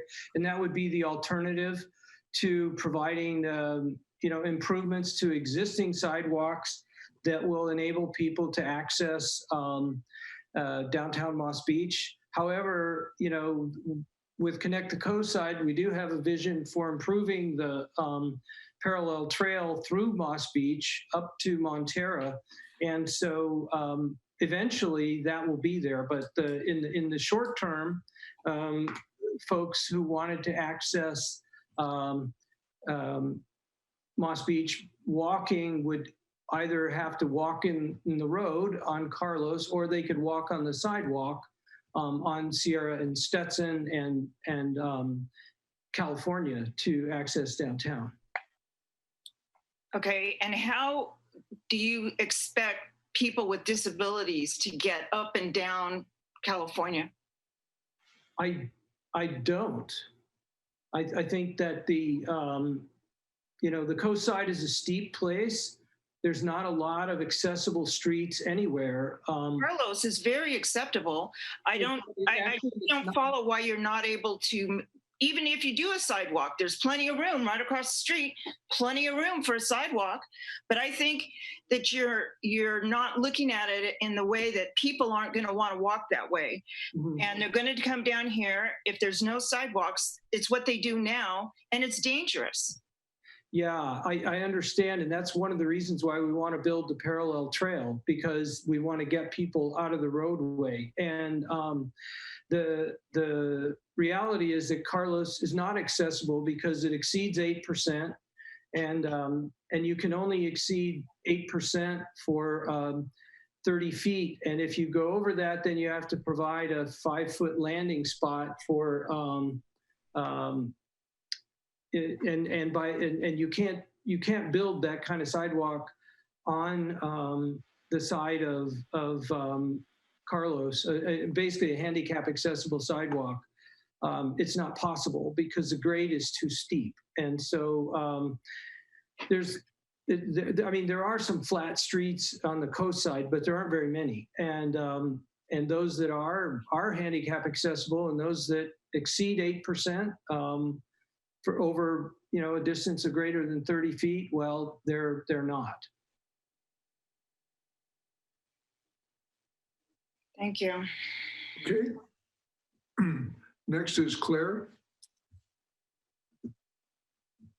Sorry, Claire, you're muted. Joe, I appreciate your coming and trying to explain these things to us. Every time I listen to you, I hear something, I learn something new. And usually what I learn is not something I want to hear. I'm sorry. And it's not your fault. I think we need people that do the kind of job you do that tell us what's compliant with all the rules. But I think that it's important to look too at how everything affects the people who are actually here and in their daily lives. I was not opposed to Cypress Point. However, this is turning into the tail wagging the dog. This is a small number of people in Moss Beach compared to everybody else who's here. And we're having to adjust everything about how we live to accommodate Cypress Point. If you wanted to make people here like that project better, this is like the worst thing you could possibly do, is to change all of our environment and all of the way we travel around just to accommodate them. And I don't think it's actually going to accommodate them. I'm sitting here with all these little cliches in my head about the tail wagging the dog, about the emperor having no clothes. None of this makes any sense at all to me. These improvements are not improving anything. They're providing things that the people that live there will not use, as Barbara points out. Having these wayfinding things for people to see where they can ride on their bikes is ridiculous because there is no place to ride on their bikes. But you're checking off checklists of things that should be provided for this housing project. I don't know if you read our letter from last time we met, in which we asked that the county not make any planning decisions for the end of the year, because we don't know what the situation is going to be like. If they do an ICE study right now, it's going to be different than one that was done 6 months ago. We don't know what the finances of the county are going to be. We don't know if Big Wave will ever be built. We don't know even if Mid-Penn will have the money to build. There's so many things we don't know. I don't want you to get us committed to traffic lights that will never be used. I really want, and the council also approved the letter saying, step back, take some time, don't rush. We don't know what we're dealing with. And what I'm hearing is not okay. We're doing all this stuff to Carlos so that the parallel trail can go through. Parallel trail won't go through for 10 years on your plan. We have to put up with stuff on Carlos for something that might happen in 10 years. So that's my point. Well, yeah, I as far as, holding off, we did, receive the letter and we appreciate the spirit in which it was offered. We have our direction to press ahead and continue the business of the county, despite the, impacts of the COVID crisis. We're really trying to, do our best job to, as you are tonight, continuing your meetings in the face of this difficult situation. And I can commit that while you may not agree with the way that I presented the projects tonight, I commit to continued engagement with the community as these concepts are refined, so that we can address any concerns that the community has about them. Joe, do you see any point in our even telling you what we want? Absolutely.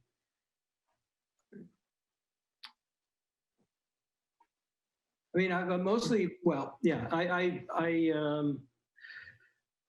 don't know what kind of intersection control you prefer. I've heard roundabouts.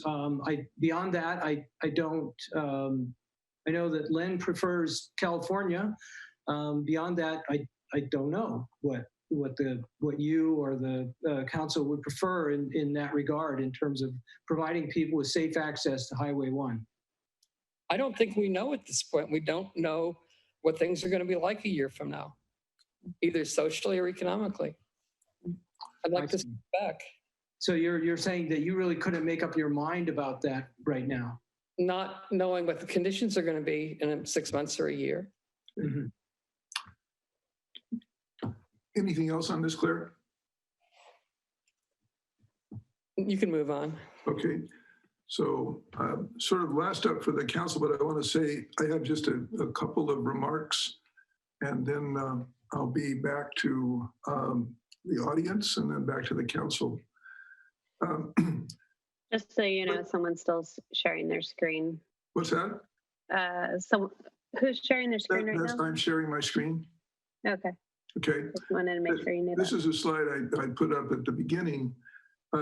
When I came back on the council and sort of looked at the Cypress project, the thing that stood out for me was both well commented on already by the council, and that is going back to the major letters we So wrote. Len, you're not actually sharing a slide, you're just sharing a Google search. How clever is that? Okay, try that again.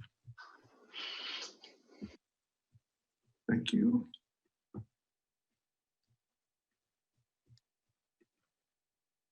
Is this more successful? Yes. Yep. Thank you. Sorry for that, guys, gals.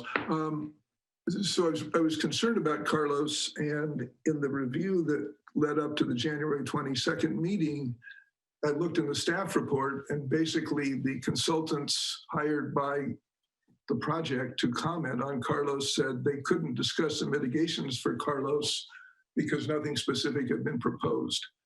And in the interim, basically the county looked at it and they were forced to back away from the proposal that in effect had said the major traffic from the project will go to Carlos and 16th Street, and therefore it won't have an impact so much on downtown or Moss Beach central area. And now they've had to back away from that.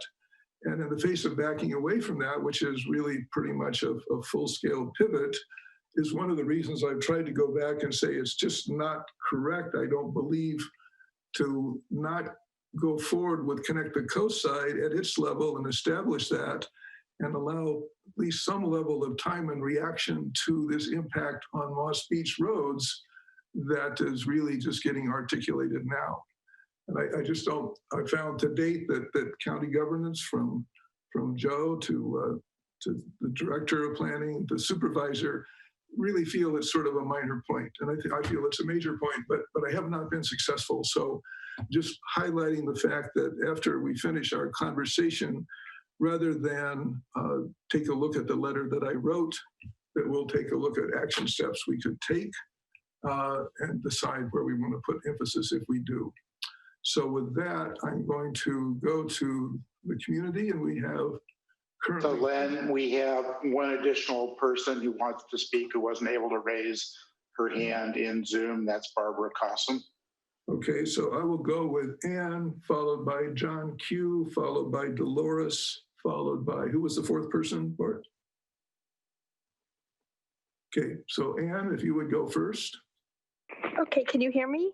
Yes, I can. Fantastic. I had a little trouble with that earlier. I wanted to comment and actually question, one thing I have not heard anything about is the firehouse that is at Stetson and Kelmore Street.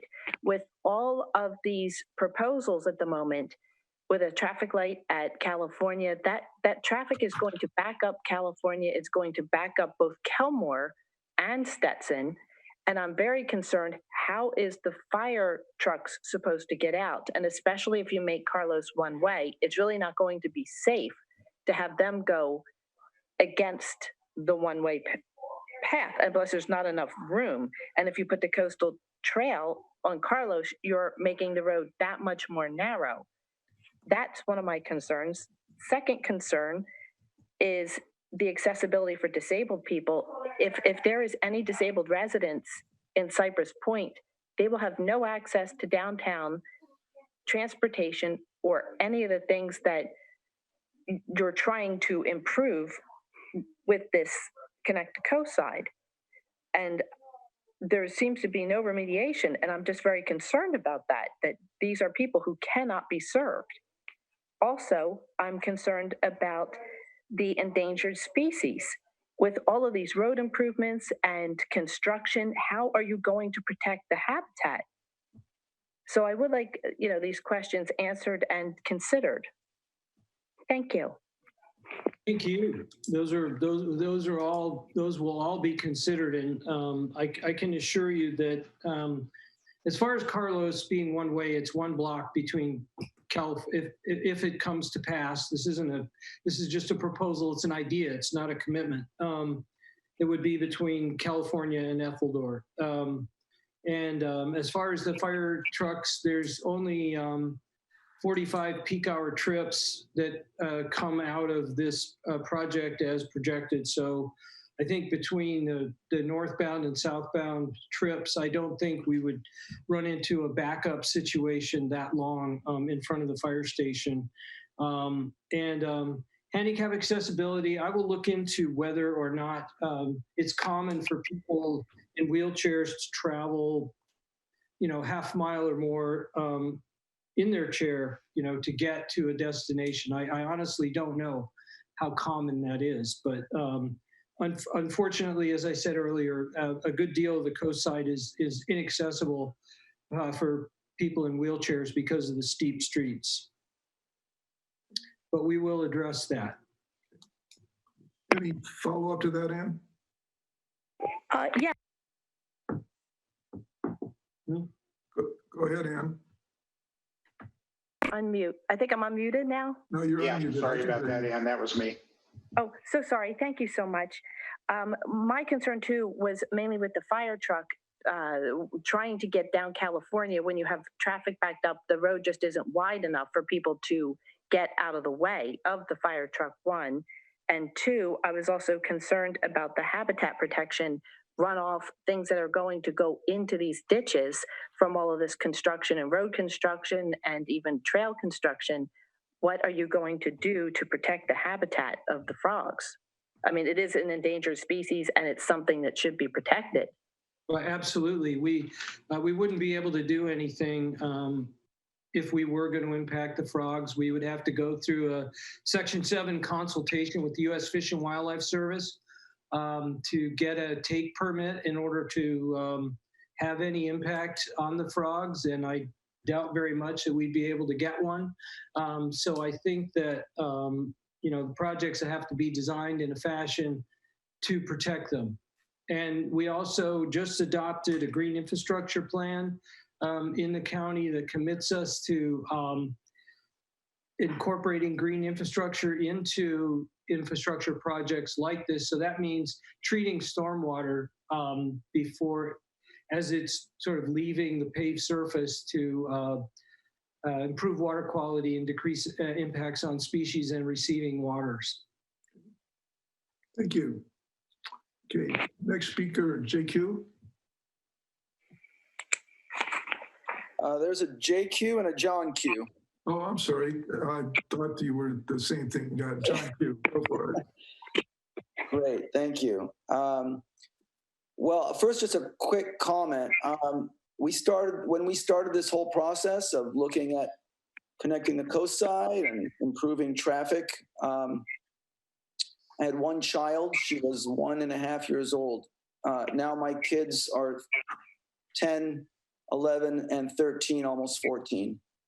The timelines that I saw from Joe go out to 10 years and beyond. So by that calculation, we're looking at basically an entire generation to get this work done. So no fault of any one particular person, but in my opinion, that is an unequivocal failure with timing. Now, just a couple of questions. One is related to, so one of the things we had talked about since near the beginning was a safe passage from 16th Street to the lighthouse. And about 3 years ago, I believe it was agreed that there would be a crosswalk there with flashing pavers and all that stuff. And highly touted. Nothing has begun there. And I did not see on the one slide that you had, phase 1 Carlos Street / Highway 1, there's a yellow line going across the road, but I cannot tell if that's supposed to be a crosswalk. I'm just asking for clarification on that. The other question I had, please, is, and this might sound like a very pedantic question, I just don't know. As these projects are proposed, if they were to get approved, is it tied into approval of Cypress Point? In other words, if the county gets approval on these projects and on these portions of Connect the Coast, does it also mean approval of Cypress Point? No. So Cypress Point's a standalone project. and it will have to, be self-mitigating to the extent that there are mitigations required of it. That there's some overlap between a few of the improvements that might be needed by that project and elements of Connect the Coast side is merely an accident of geography. Wasn't something that was planned.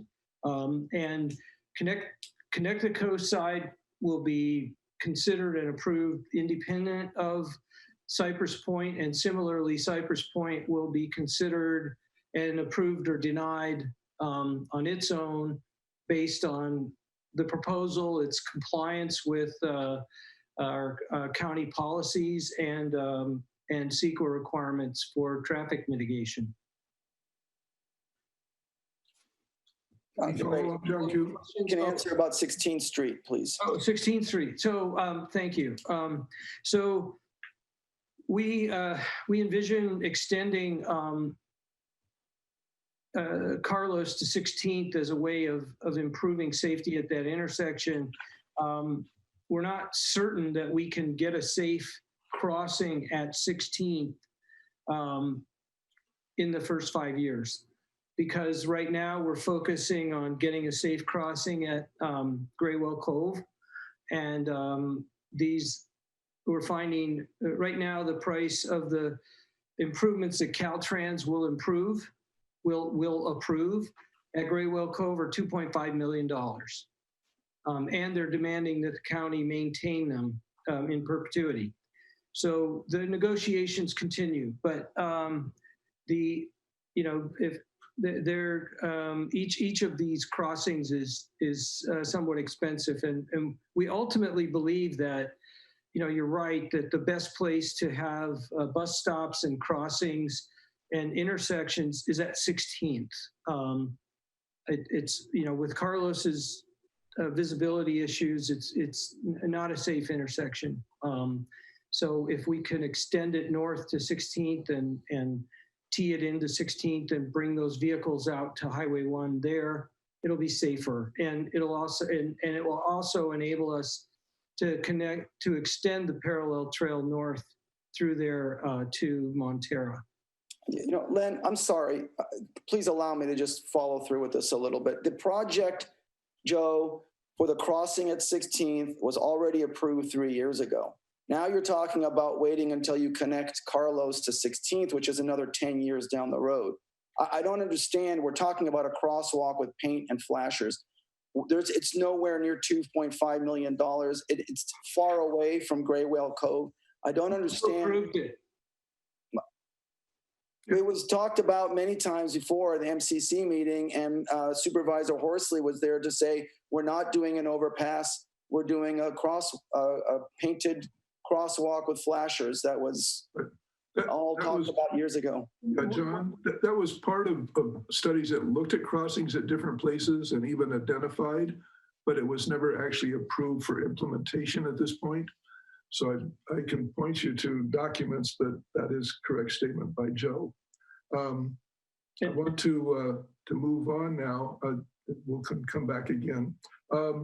Dave, who was the fourth public person? I have Dolores Silva. No, I'm sorry, she's next up. I meant after Dolores, you had a fourth person. Barbara Kasum, Kasome.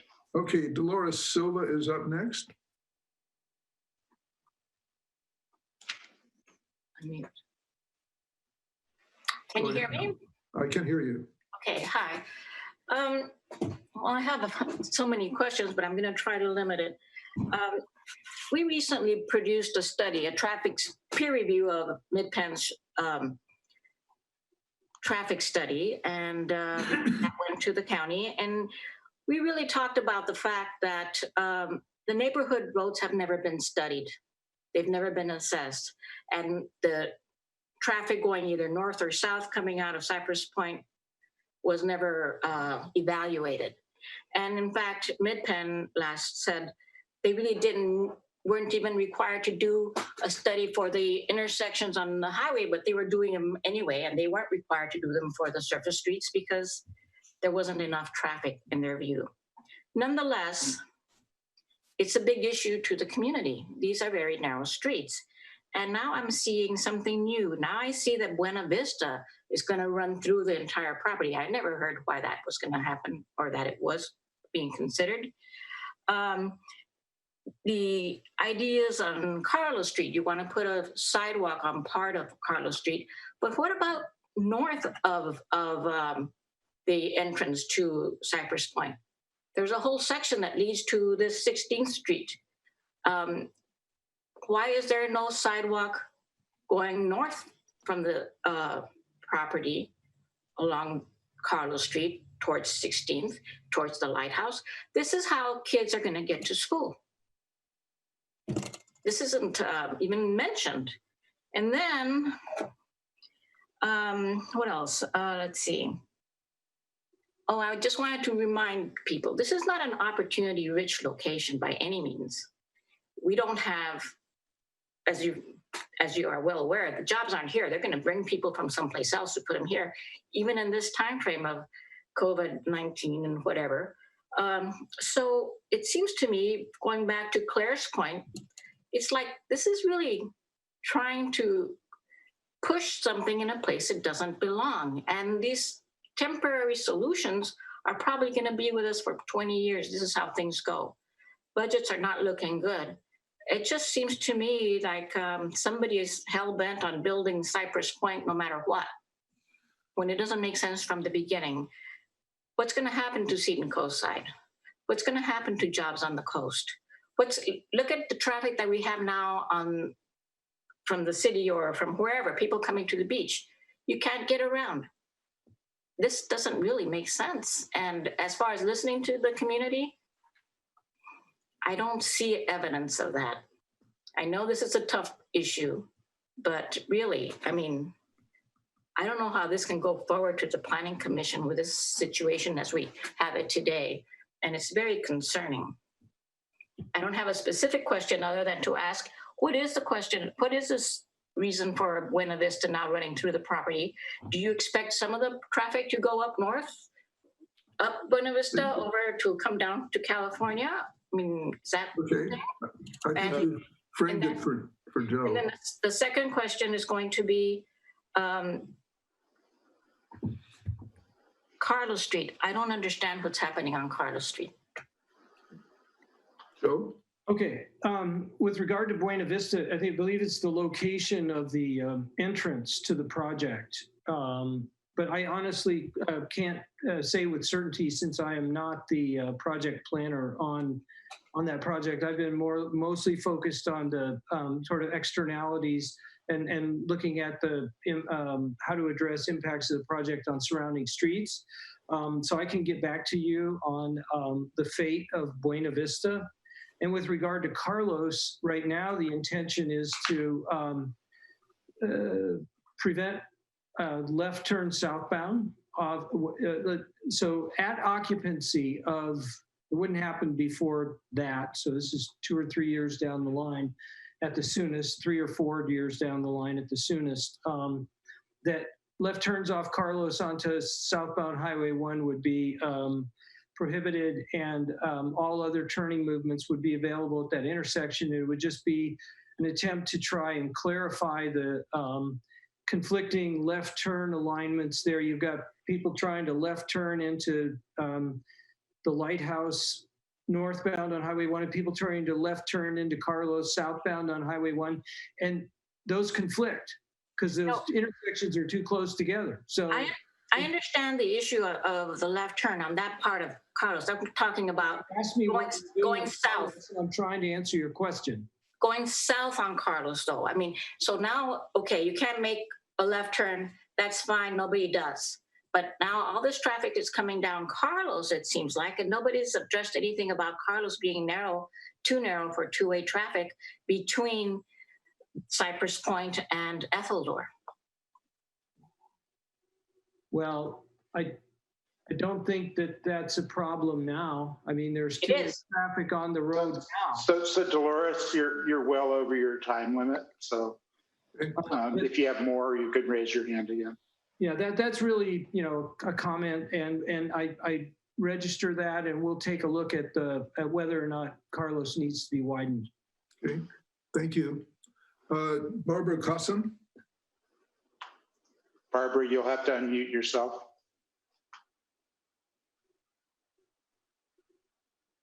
Barbara, you still there? Barbara? Yeah, I'm not able to unmute her. I see you. Barbara, we cannot hear you yet. Can you Okay. unmute? Can you There hear? you go. Now Yep. I can hear you. Go ahead. Okay. I don't even know where to begin. I bought my property in 1993. I am a neighbor of Claire. Claire is at the end of Valimar Street. I am at 2066. And it's been shameful, absolutely shameful that people are coming to my street. I had 14 cars parked on my street this Sunday. All kinds of garbage was left by Claire's house, bottles, cans, toilet paper. It was horrible. And I'm very upset. I mean, we don't need extra people here. And then on top of it, my property is on the coastal trail. Do you realize how many people have come by my house shedding COVID? I can't even tell you. Sunday, maybe 40, Saturday, maybe 50. Whenever the weather is great, everybody's coming. Nobody's wearing face masks. Everybody's parking on, in front of my property on the street, on Valimar Street, and they're walking on my trail. I mean, it's not my trail, it's a coastal trail. That's only one complaint.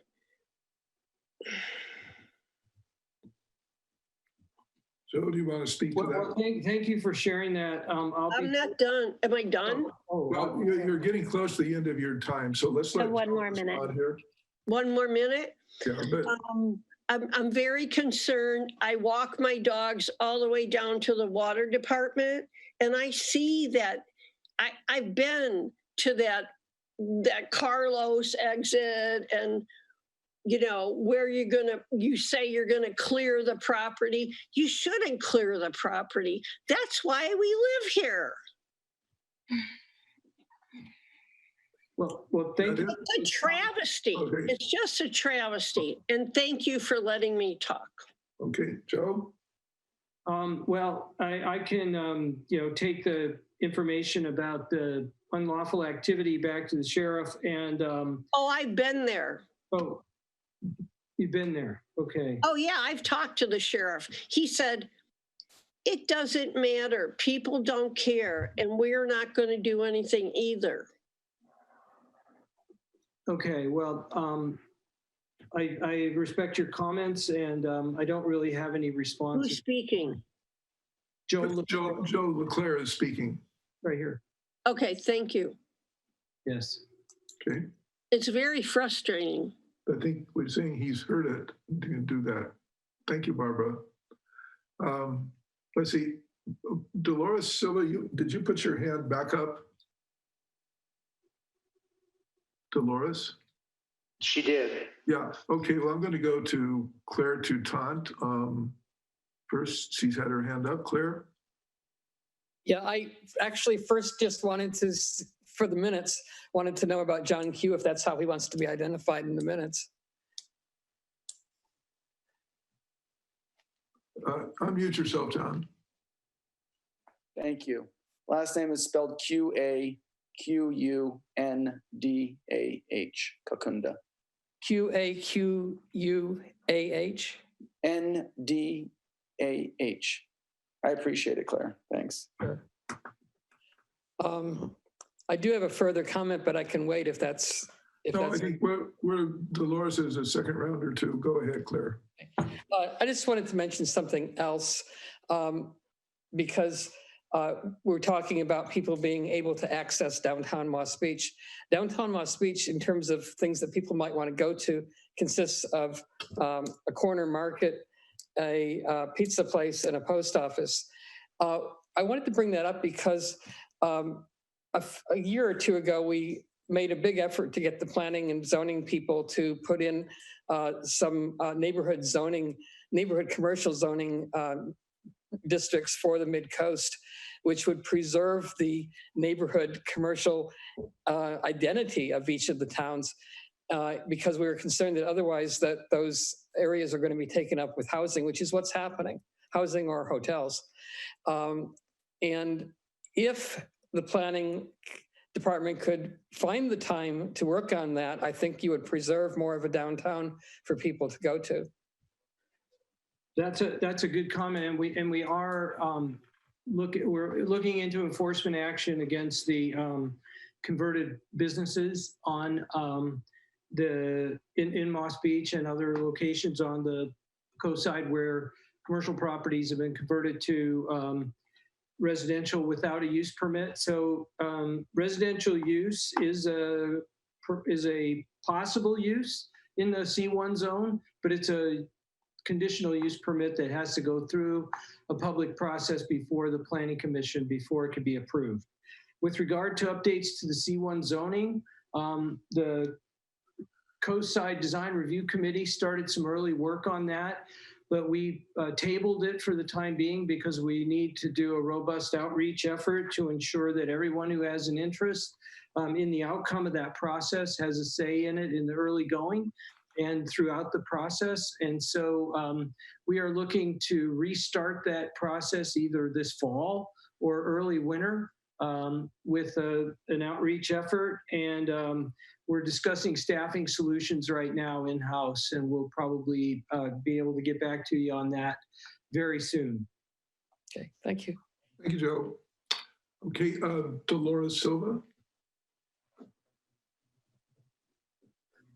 Yes, I didn't get an answer to my previous question about how, what's going to happen to assure safe passage for pedestrians north of the entrance egress of Cypress Point.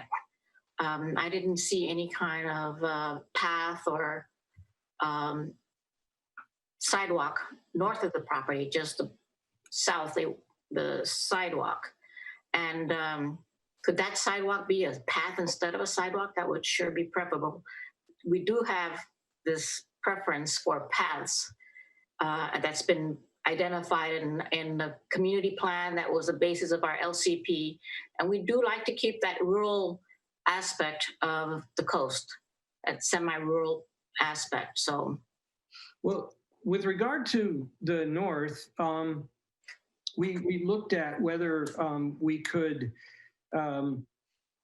extend a path so that people could walk between 16th and 14th along the highway. And based on what we see from our site visits, we believe that Caltrans will require what's called positive separation between the vehicles, since it's a 50-mile-an-hour speed limit along there. They'll require positive separation between any pathway, sidewalk, trail that pedestrians are using alongside the highway. And the narrowest positive barrier that we can build there is a guardrail. It's about 18 inches wide. K-rail is 2 feet wide. And we think that Caltrans is going to require us to set that back a little bit from the highway. So while it's unsafe, the current condition is probably superior to what we could do in the short run to improve any pathway in Caltrans right-of-way, because we believe they would require us to put positive separation between that path.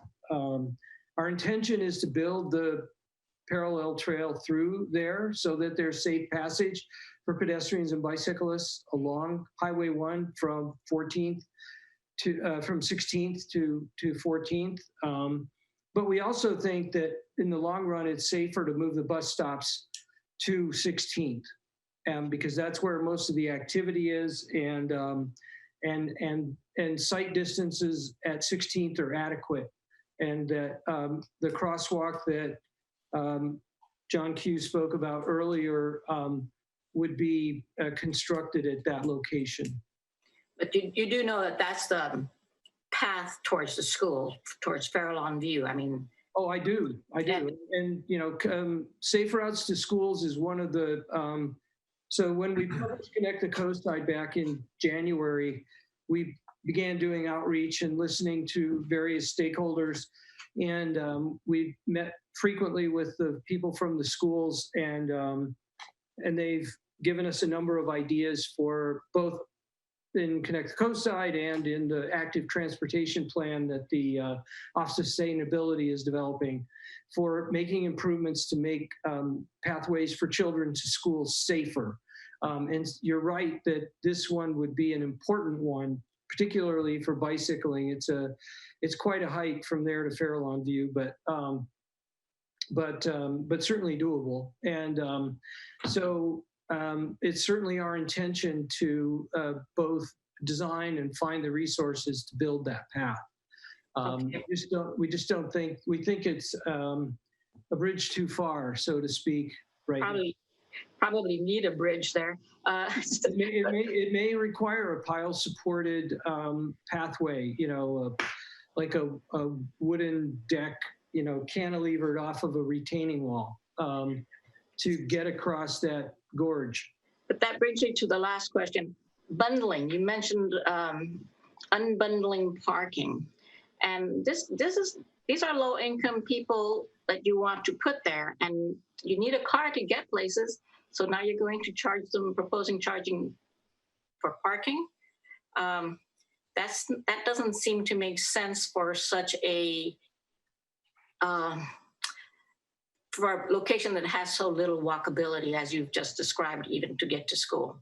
So I would think that's just going to cause a major problem for parking in the neighborhood. So were you, Dolores, were you talking about charging for parking at Cypress Point or generally in the Moss Beach neighborhood? No, I think that Joe was talking about unbundling parking for Cypress Point. Okay. Joe, can you confirm that?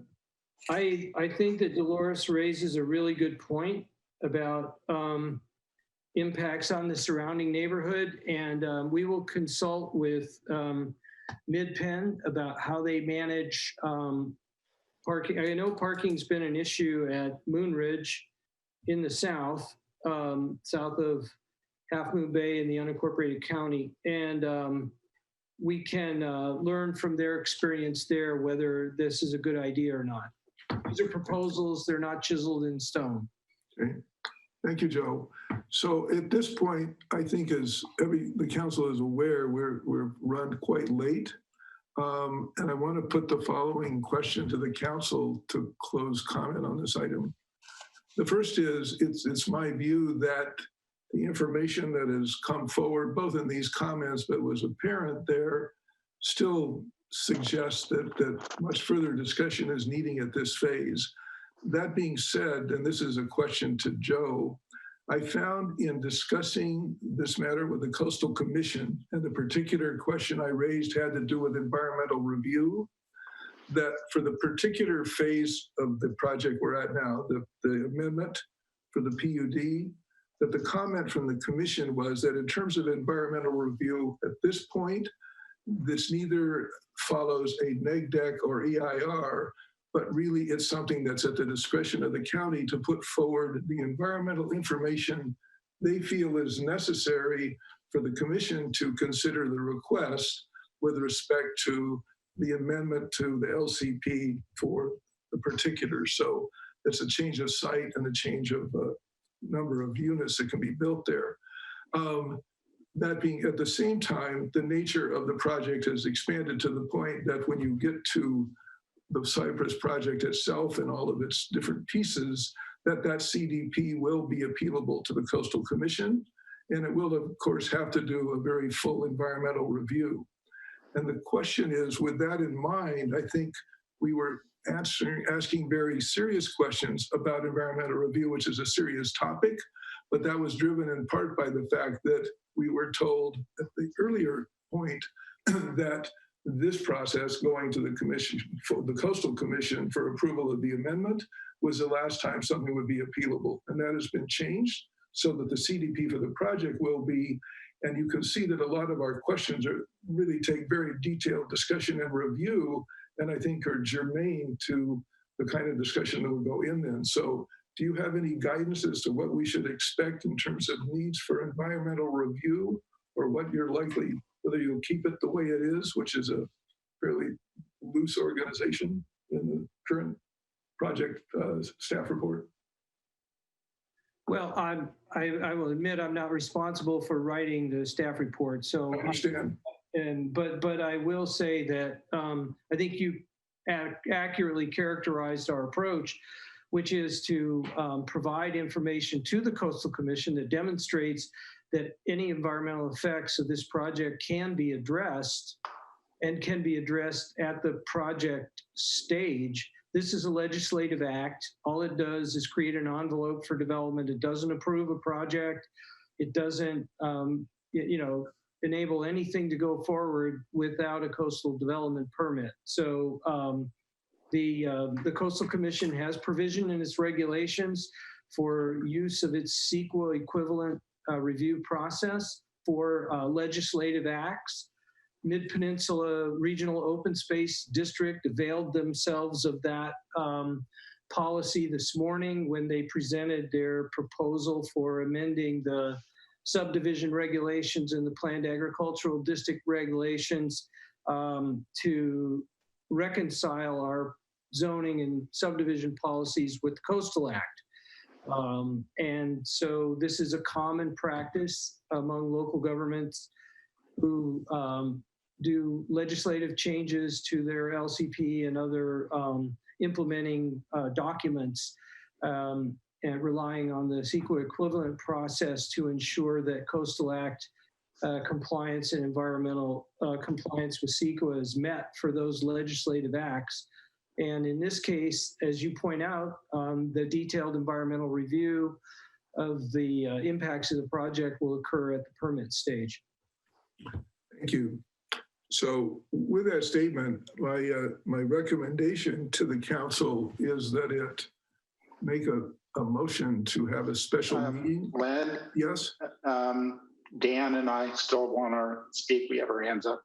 Okay, I just want to put this in the framework to consider that it's there. It's not, basically, I need to know people's thoughts about a special meeting on the 7th as you frame your comments, because I don't think we'll bring the discussion to a true close. But by that, I mean, go ahead. I will go with, let's see, Dan is up first.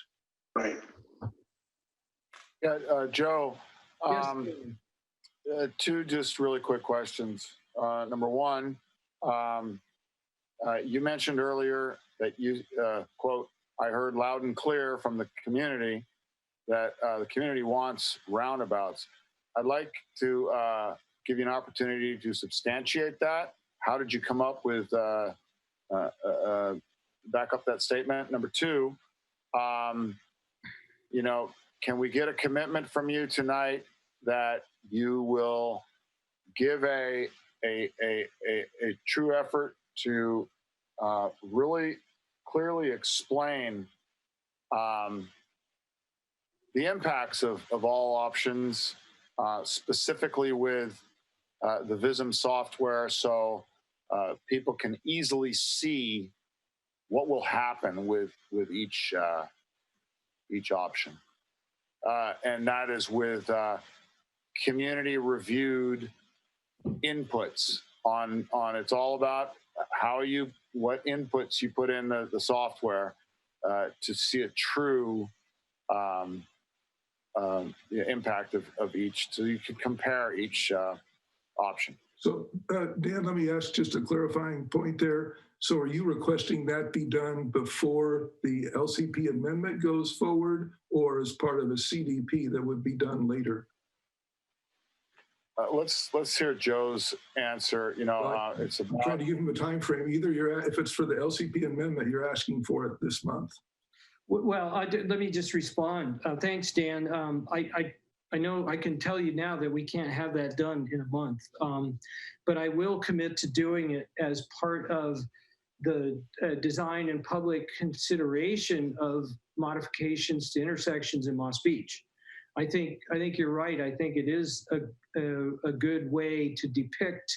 And when you first described it, I wasn't sure what you were talking about. But then as you described it, it became clear to me that I've already seen it. And I think it is a good way to communicate the design and how it would work to people. Just the regular, person on the street who doesn't know how to design a roundabout. And, obviously any of these simulations are based on assumptions. You can't get away from that. When you say like realistic conditions, it's like,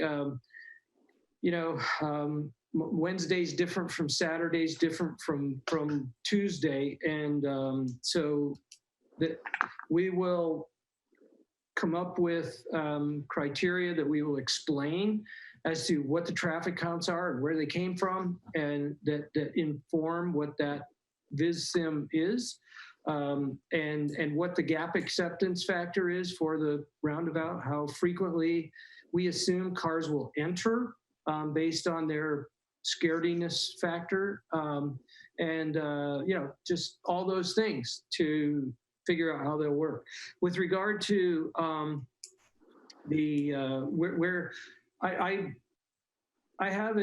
think the first time I heard that the community preferred roundabouts was in 2016, shortly after I joined the county staff, and I haven't heard anything to the contrary since. But that doesn't mean that there aren't people who feel otherwise out there in the community. So we'll be listening when we go out with these ideas for intersection control.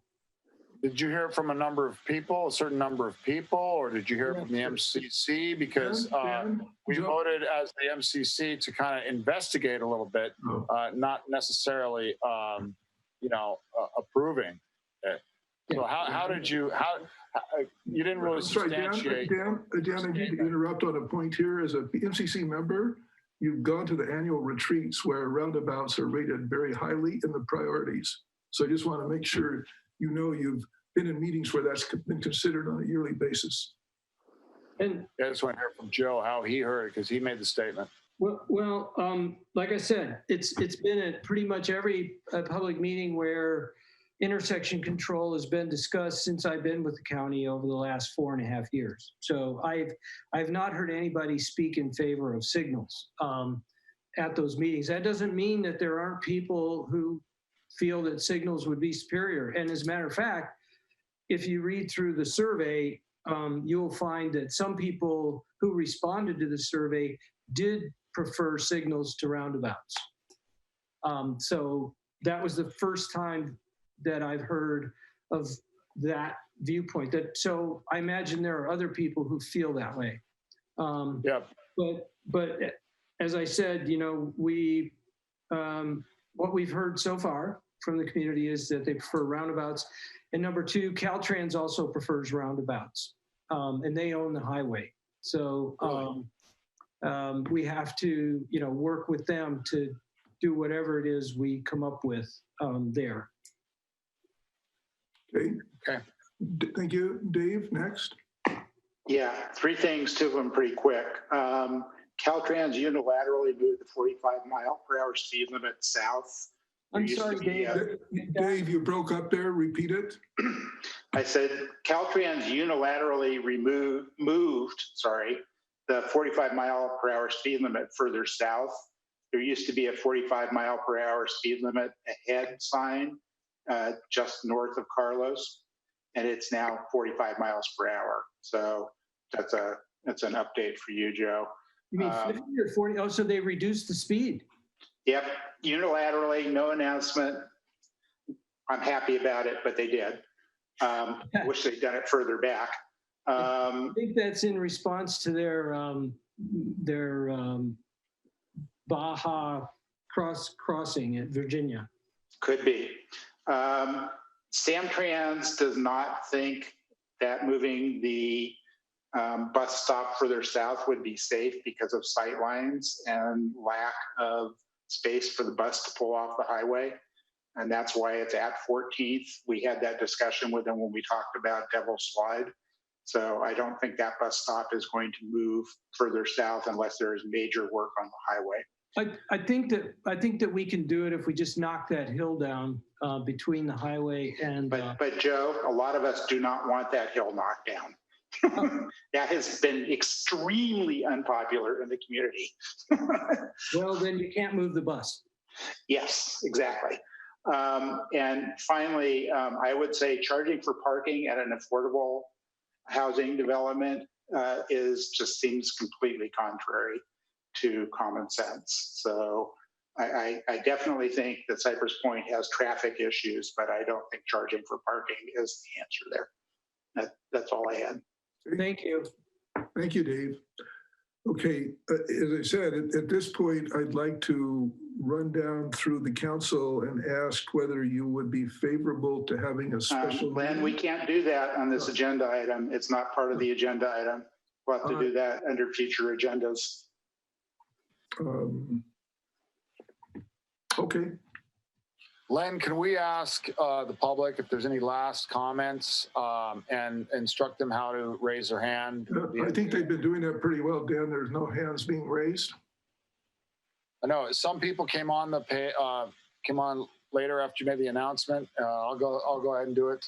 So in order to raise your hand, you go to the participants tab, and then on the very bottom right-hand side. So can you just ask if there's any last comments from the community, please? Okay, we have Harold H. has raised his hand. Harold, would you go ahead? Yeah, thank you. Thanks for presenting tonight. I have a couple of comments. So one is the Connect the Coast site. So I understand that in the 2016 version, so March 2016, they used 2014 traffic data. The update in 2019 still uses 2014 data. So I think that's a concern. We, especially last week, and we saw what can happen on the coast side. I don't think this will be unique going forward from a traffic perspective. Moss Beach was pretty much a gridlock and people left in the evening. That brings me to a point, and I think I mentioned that before. So we talked about Farallon View School and the path to the school. What I can see happening when we have traffic lights or roundabouts at California, at Cypress, and whatever happens on 16th, that the whole section of that highway will pretty much gridlock during commute, and then of course during weekend traffic. What that means is that people use Waze to find ways around it. And there's a pretty much nice detour which goes all the way back in Montara, so it's Sunshine Valley, all the way around to Montara. So what happens then is, as people exit Highway 1 at 3rd Avenue, then they fly by Farallon View School, they take the back road, they come out Ethel door, and then go back on Highway 1. So what is the plan to ensure the safety for children as they try to get to school? A lot of kids walk and bike to school, Farallon View School. Many roads in Montara don't have sidewalks, but you clearly will divert traffic off the highway with the proposed traffic measures. The other comment I want to make is when I saw the deck that was posted on the MCC website, that was a different deck that you shared today. You mentioned during your presentation that you will explain the legend. So many slides had circles, symbols, red, blue, yellow, green. There was no legend in the deck that really explains to the audience, to the public, what all these symbols mean. So we can guess what it means, but it doesn't show. Yeah, so these are my comments. So Harold, did you want Joe to go back and explain them now? I think it's probably too late now, but I'm just saying it's the best practice when you present that you're very clear about assumptions and you use symbols, abbreviations, that they are part of the deck and that we can understand what's written. Okay. I'll commit to publishing a revised slide deck with the legend in. Thanks, Joe. Okay, I don't see any more hands raised. And the action item associated with this was the letter, but as I said, I've withdrawn that at this point. So I will call this item closed. The next item has to do with an offer from Joe for MCC members to opt to be observers rather than participants at the virtual meetings. And I'm going to give Joe a minute or two to explain what that means.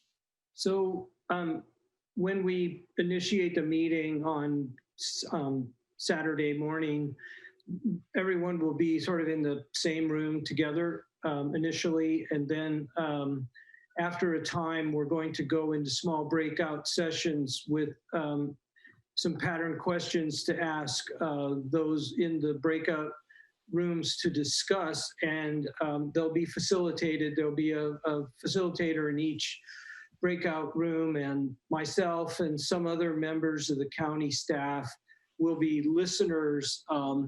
And so we will, go to a room and listen. We had hoped that listeners would be able to rove between, when I made this offer to Len, I was under the impression that listeners would be able to move between rooms, but apparently that's not possible.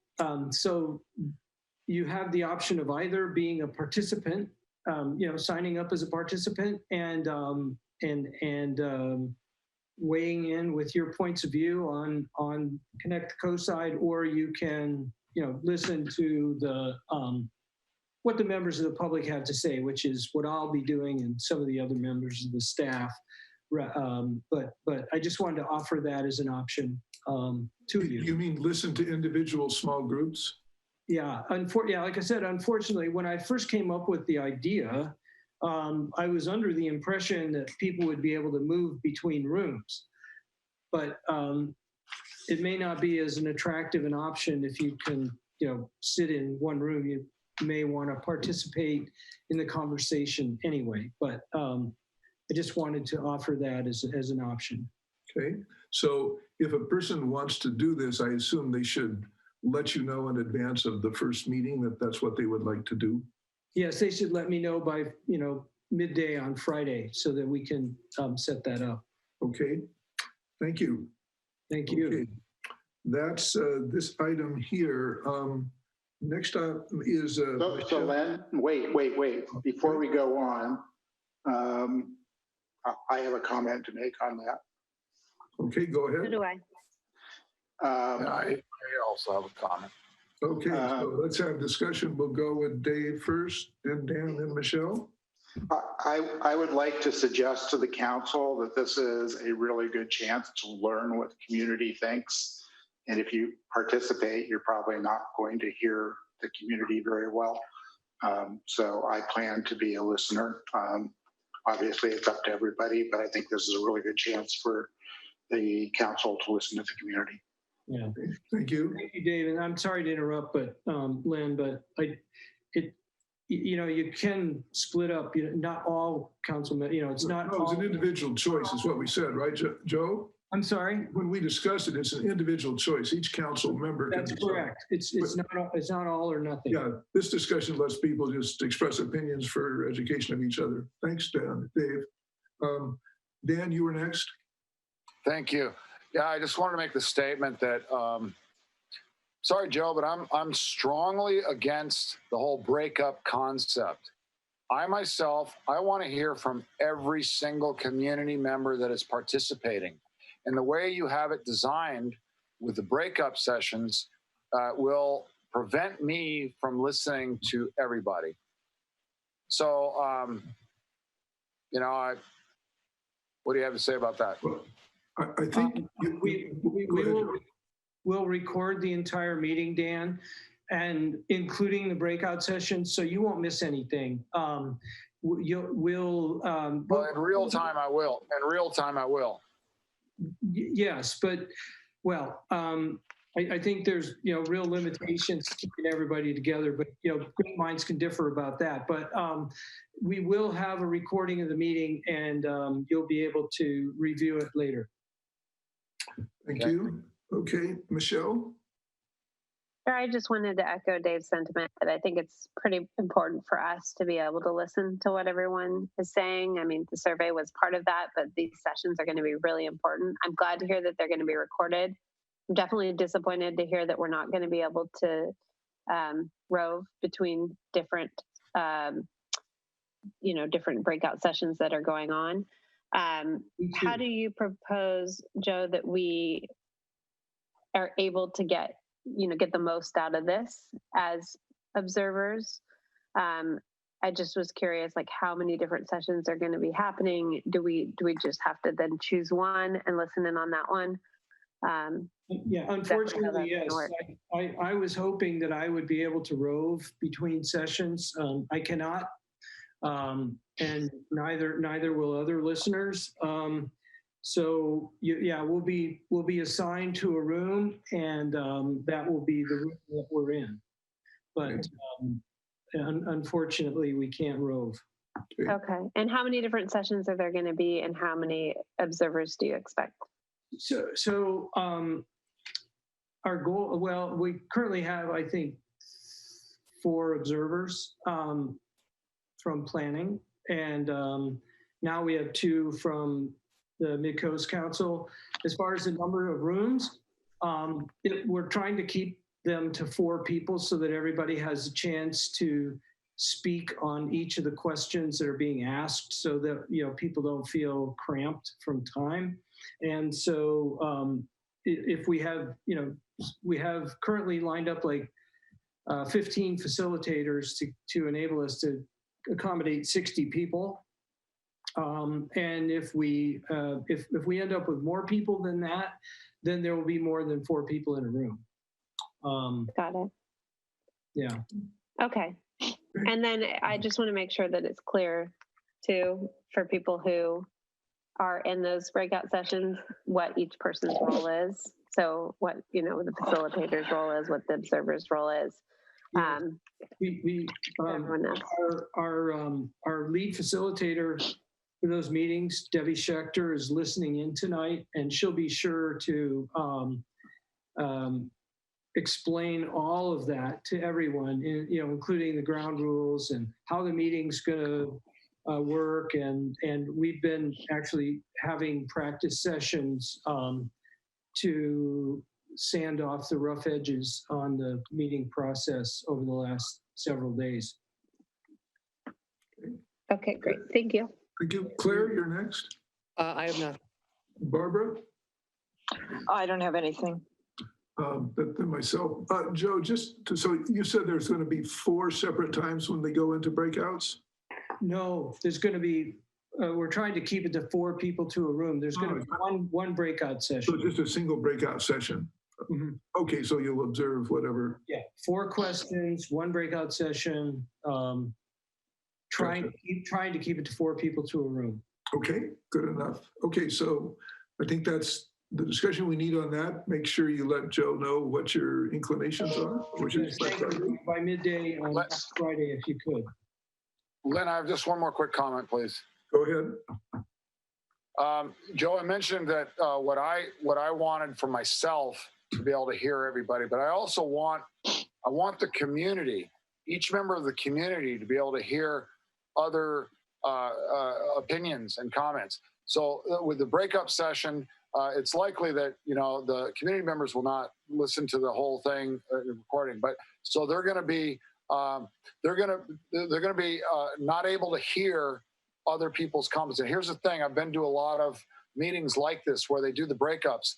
A lot of times, somebody comes into a meeting and they don't know the whole picture. Somebody else might say something that spawns an idea and a follow-up question. And so by breaking it up, how you doing? I hope you can at least keep the number larger than 4. I think that's quite small. But if you open it up, then more people will have the ability to learn from others, other comments. And again, I'm against the breakups. Okay, we got you. I don't think this isn't a point where we're going to be doing anything with a change, so we'll close this item on the agenda. The next item up is Midcoast email newsletter overview, and this will be given by Michelle. And were there slides for this, Michelle? Yes, there are slides. They're available on the website. And then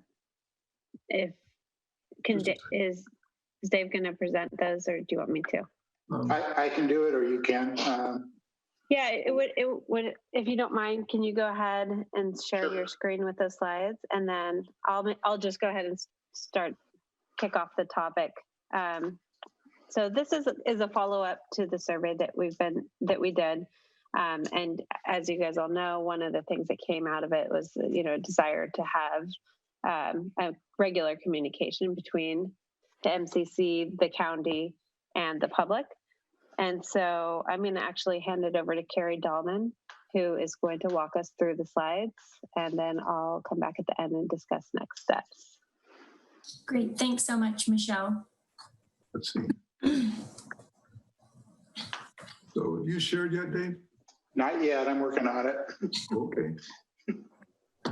Got to go back and forth.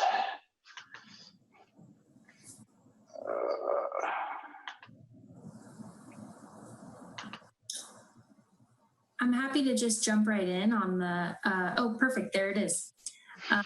So we can just move right to the next slide. Okay, come on.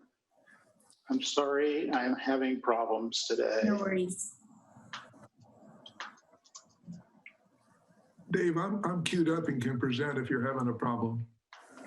Yeah, I don't know why I'm having a problem. There we go. Okay. Perfect. Thank you. So we've seen this slide already at the beginning of the survey results presentation, and I just included it here as a reminder of where we've come.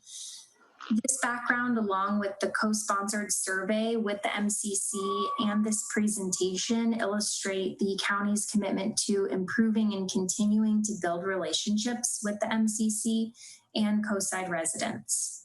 The county's invested in improving and continuing to build relationships with the MCC and Cosign residents through the work that we have done with Common Knowledge, and also through the co-sponsored survey with the MCC. And the county is committed to continuing to build on this foundation through the proposed efforts outlined in this presentation. Next slide, please. So what did the community say? We heard through the surveys that the community has a lot of ideas of how to improve communication, and they are especially interested in a newsletter. We had 341 people indicate interest in a newsletter. We also heard that it's important to keep communications clear and transparent. Residents emphasized how important it is to listen to the needs of and concerns of the Midcoast. And some suggestions from the community for alternative outreach programs may inform our future work together to ensure we're meeting people where they are. These examples were mentioned across various comments and include SMS or text message surveys, Zoom online talks with a mediator. Nextdoor was mentioned as a platform that people often use, but it can also be a source of confusion or incorrect information. And with online access and meeting people where they are, this is a theme that we have touched on around breaking down barriers to engagement and making it easier for people to engage. Next slide, please. With so much interest in a newsletter, we thought this would be a great place to start for the county and MCC to continue collaborating as shelter-in-place and social distancing measures are still in effect. It would also be a good way to provide timely information to the community. The community also indicated interest in additional surveys on other priority topics, which could be another area of collaboration. And when possible, we would like to continue with originally planned community events such as the Moss Beach Playground reopening celebration and other in-person community events. In addition, the survey showed there is an opportunity to increase awareness of the MCC, and this is something that we could work on through social media channels such as Nextdoor and Facebook to share information about the Midcoast Council and also just other Midcoast topics. Next slide, please. Some of those topics are outlined here. These priority topics were raised up through many of the initial interviews with county staff and Common Knowledge, and transportation, safety, and recreation were also highlighted through the recent survey. Next slide, please. For the proposed newsletter format, similar to how the county and the MCC collaborated to create the mobility survey, where the county worked with the council to understand what questions should be included, we hope to continue this collaboration through the newsletter process. We see the council as representing the voice of Cosign residents, and this is an important element in creating a successful newsletter. Some examples of collaboration could be if the MCC suggests a topic and county staff could create a write-up to include in the newsletter, or if a member of the MCC wishes to do a write-up and submit it for the newsletter, we could include that as well. We could also have a MCC highlight or spotlight section within the newsletter. And the county has an account through MailChimp that could be used to build the contact base and also push out information. And we can also highlight the council in the newsletter, similar to how the survey highlighted the MCC as a co-sponsor. We've touched on reaching more of folks in the Spanish-speaking community, so translating the newsletter into Spanish could be very useful for that. And some types of content could be specific information from MCC or departments and upcoming events or emergency preparedness. Next slide, please. The proposed newsletter audience, we would start with those who expressed interest through the survey. We would have email signups available on the MCC website, also Supervisor Horsley's website, and we could also have a sign up section on the newsletter itself. And we plan to grow the audience through additional outreach, both in person when possible and online and through social media. Next slide, please. Some proposed next steps. We could get started right away on drafting a newsletter in collaboration with the Midcoast Council and send out the first edition of the newsletter sometime this summer. One item we could highlight in the first edition is the mobility survey results and also directing folks to the MCC website for more information. Our thought was to begin the newsletter frequency as quarterly and add in additional special edition newsletters as needed with any timely updates. Of course, we welcome your thoughts on this frequency and proposal. And I believe that concludes the presentation, and I'll turn it back over to Michelle. We'll take any comments or questions at this time. Yeah, Len, should we go around the council and get any clarifying questions or comments? Okay, thank you. We'll go through the council. This time I will start with Dave. Nothing for me. That all sounds good. Motherhood and apple pie. Next would be Michelle. Dan? Yes, thank you. Initially, I had some pretty strong concerns about the whole newsletter concept. What messages will be used. I'm currently, a little bit lighter open to it, but I do strongly feel that before any editions are sent out, that the council should agree on editorial and content policy, usage policy. So I think that we should have an agenda item for that. And I really, if you look into the bylaws of the Midcoast Community Council, decisions need to be made by the community. So I want to say that in addition to the council members, whatever's decided about the policy, there should be a very heavy, not one or two people, effort to have a very strong community input into what policy is determined. Thank you, Dan. Barbara? I don't have any questions. Claire? I think it's a good idea. I'm having a little trouble visualizing exactly what the content would be. I can imagine anything from what Half Moon Bay was traditionally putting out once a week saying, here's the upcoming events, to some thing with a lot of human interest stories and whatnot. So I don't know where this would be going, but I think the idea is good. Thank you, Claire. For myself, I mean, I thought it was a very good presentation, Claire and Ellie. Clear, and it boosted my enthusiasm. Two questions. Will there be a bilingual edition? Yes. Yes, that's the goal. Okay, and will there also be a paper bilingual? It seems like there's some people we would not reach otherwise. Carrie, this is Ellie. Hi, Ellie. At this time, I'm planning to print it. I'm sorry, I didn't hear what you said. At this time, I don't think the plan is to have the newsletter printed. It is something we can look into.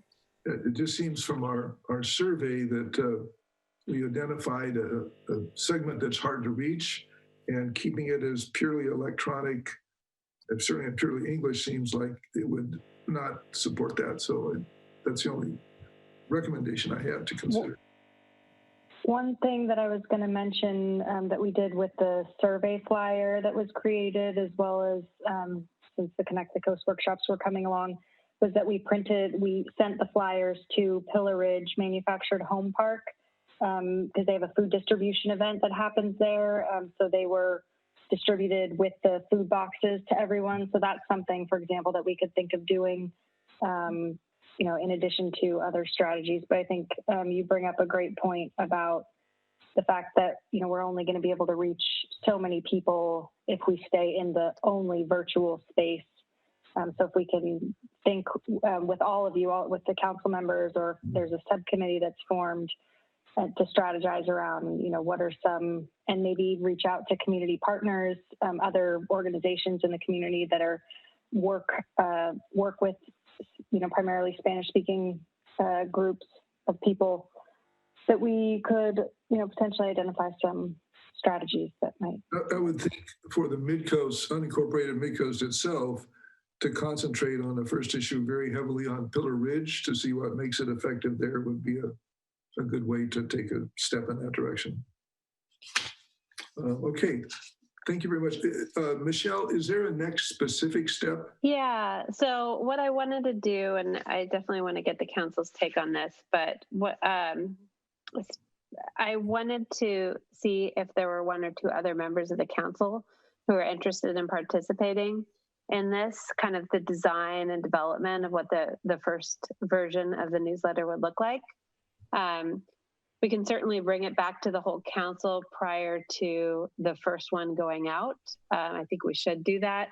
I think ongoing, since this will be semi-regular, I would suggest not bringing an e-newsletter to the whole council every single time to have that approved. But I think the overall design of the first newsletter is something that we all want to have a say in, but I'm asking for one or two people who want to work with me, and especially due to the fact that I'll be kind of less available over the next month or two, and just to work with me and work with Carrie and Ellie and members of the county staff to develop the first newsletter. And And I'd like, ideally people who are interested in helping to design and write.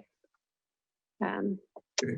So people on the council. You want people to speak now or just send you email? Maybe it's best if you guys send me an email, and then I can let everyone know. Okay. Michelle, are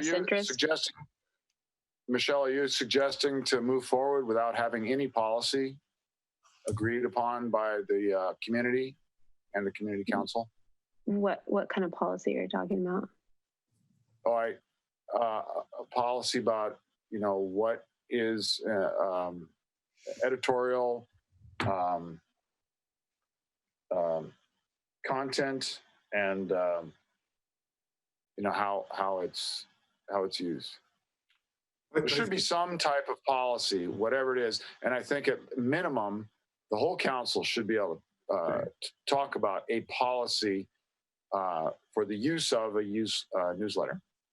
Okay. What about this? I would suggest that prior to the first newsletter going out, this group of 2 or 3 of us meet together, decide what we think it would look like, what types we can put together a recommendation to be presented at a future council meeting of like what you're saying, like what types of content are appropriate for this newsletter. It's certainly not editorial.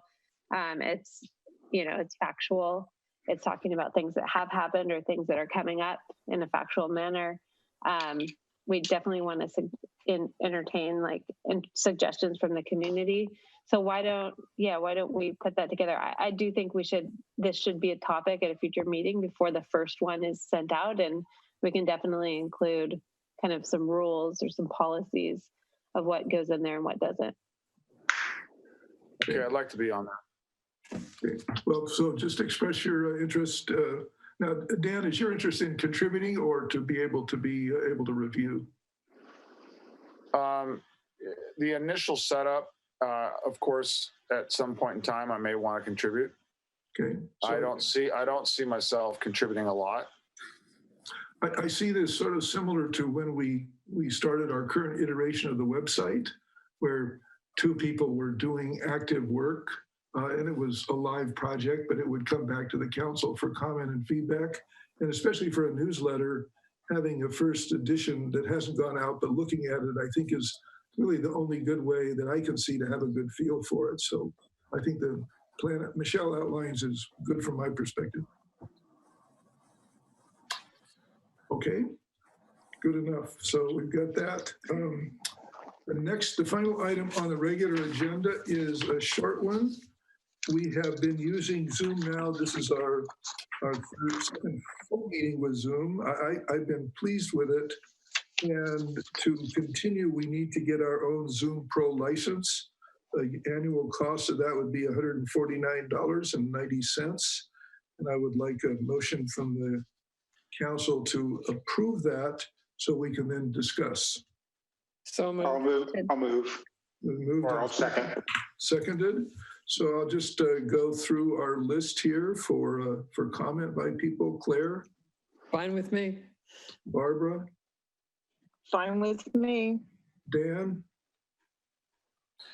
I'm going to go ahead and approve, the money, but I need to say at this point that I have heard from community members that the whole process of the Zoom, this virtual meeting, a lot of people are left out.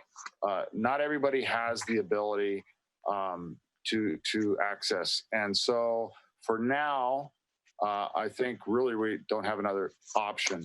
So I'm going to approve the money, but I want to just make the statement that I think a lot of people are left out that want to participate. Okay, I think I understood that point. Michelle? I'm all for it. Dave? I'm all for it, and I'm really surprised that people have neither a computer nor a phone on the Midcoast. So anyway. Come on, Matt. Come on, Dave. Come on. Okay, we're supportive 6-0. I'm sorry, Claire, actually should have been a roll call. Probably should take a vote, right? Yeah, we should take a vote. Take a vote. So would you call the roll? Len? Yes. Dan? Yes. Barbara? Yes. Dave? Yes. Michelle? Yes. I'm yes, this passes 6-0. Okay. Okay, that closes that part of the agenda. We have council activity next. Does anybody wish to report on meetings attended?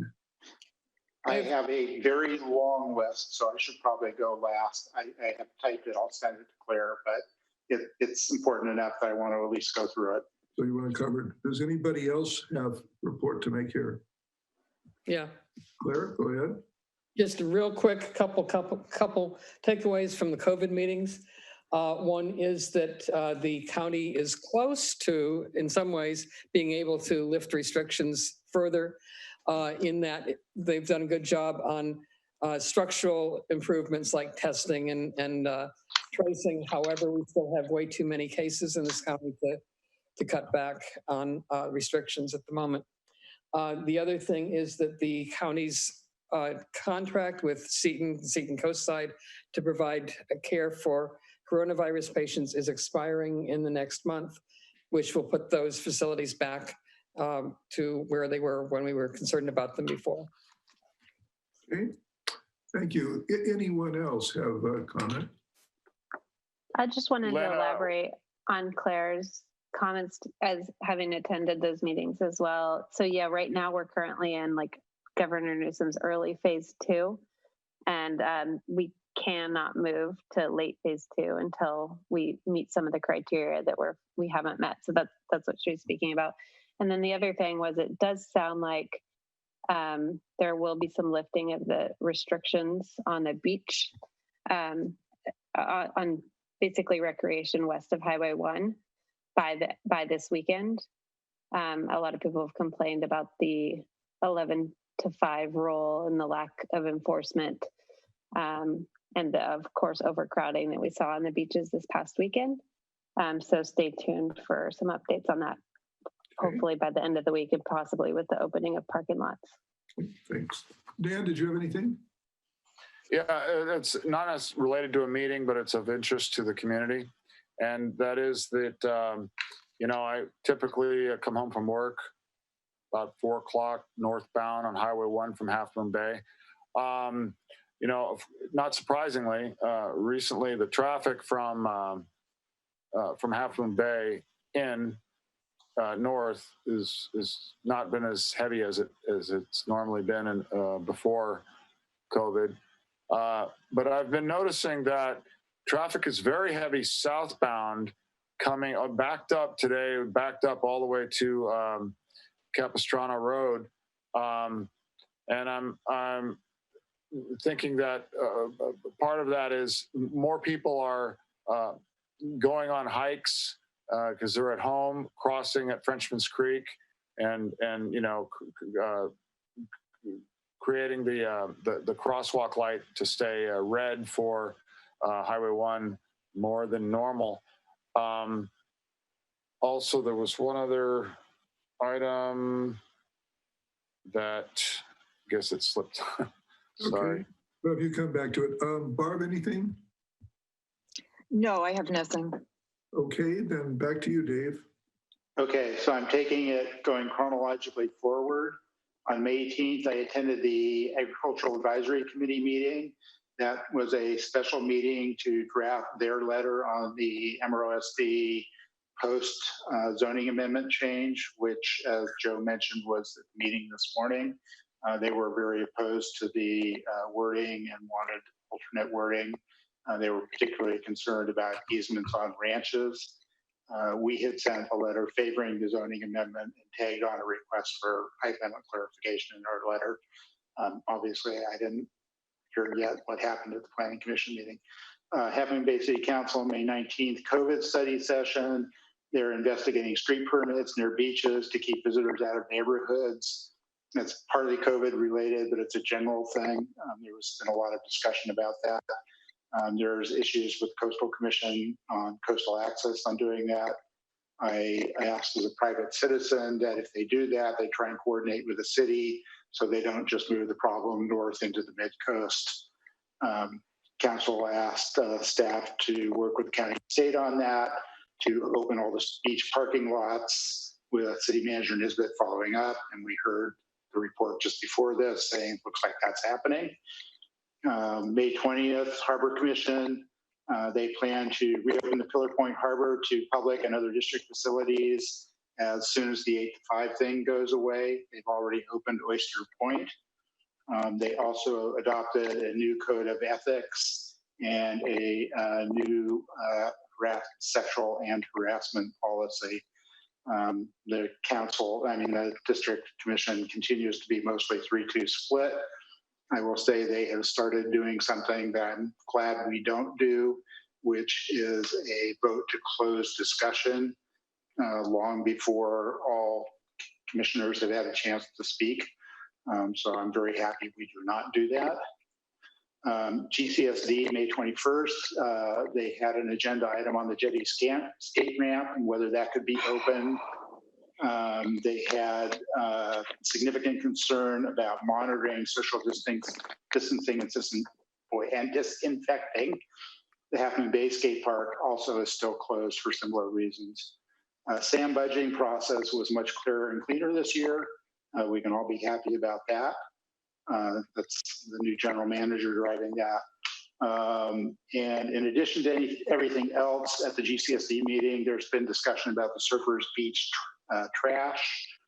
The Harbor District had committed to pick that up on the weekends, and that hadn't been happening, possibly because of the COVID short staffing they had. And Delia worked with Recology to make a special pickup from over the Memorial Day weekend, all 3 days, and that helped, but it wasn't quite enough. It's a difficult situation because Recology can't stop right next to the cans, so they can't really put extra cans or a big dumpster there. MWSD, that same night, second half, there was a big, long discussion about rate increases in Prop 218 and the fact that they had deferred capital projects for quite a while after the 2008 crash, and they're still way behind, and hence the big rate increases. Mid-Penn housing, we heard through a planning commission had submitted revised drawings. They have been successful in reducing the heights of all the buildings to less than 28 feet above finished grade. Hooray, we asked for that.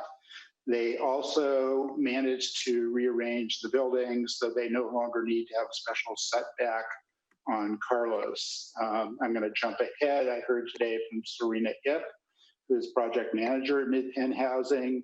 She gave me that same information. They are interested in coming back to the Midcoast Community Council and to talk about their updates. So I have not yet passed that information on to Len, but I will do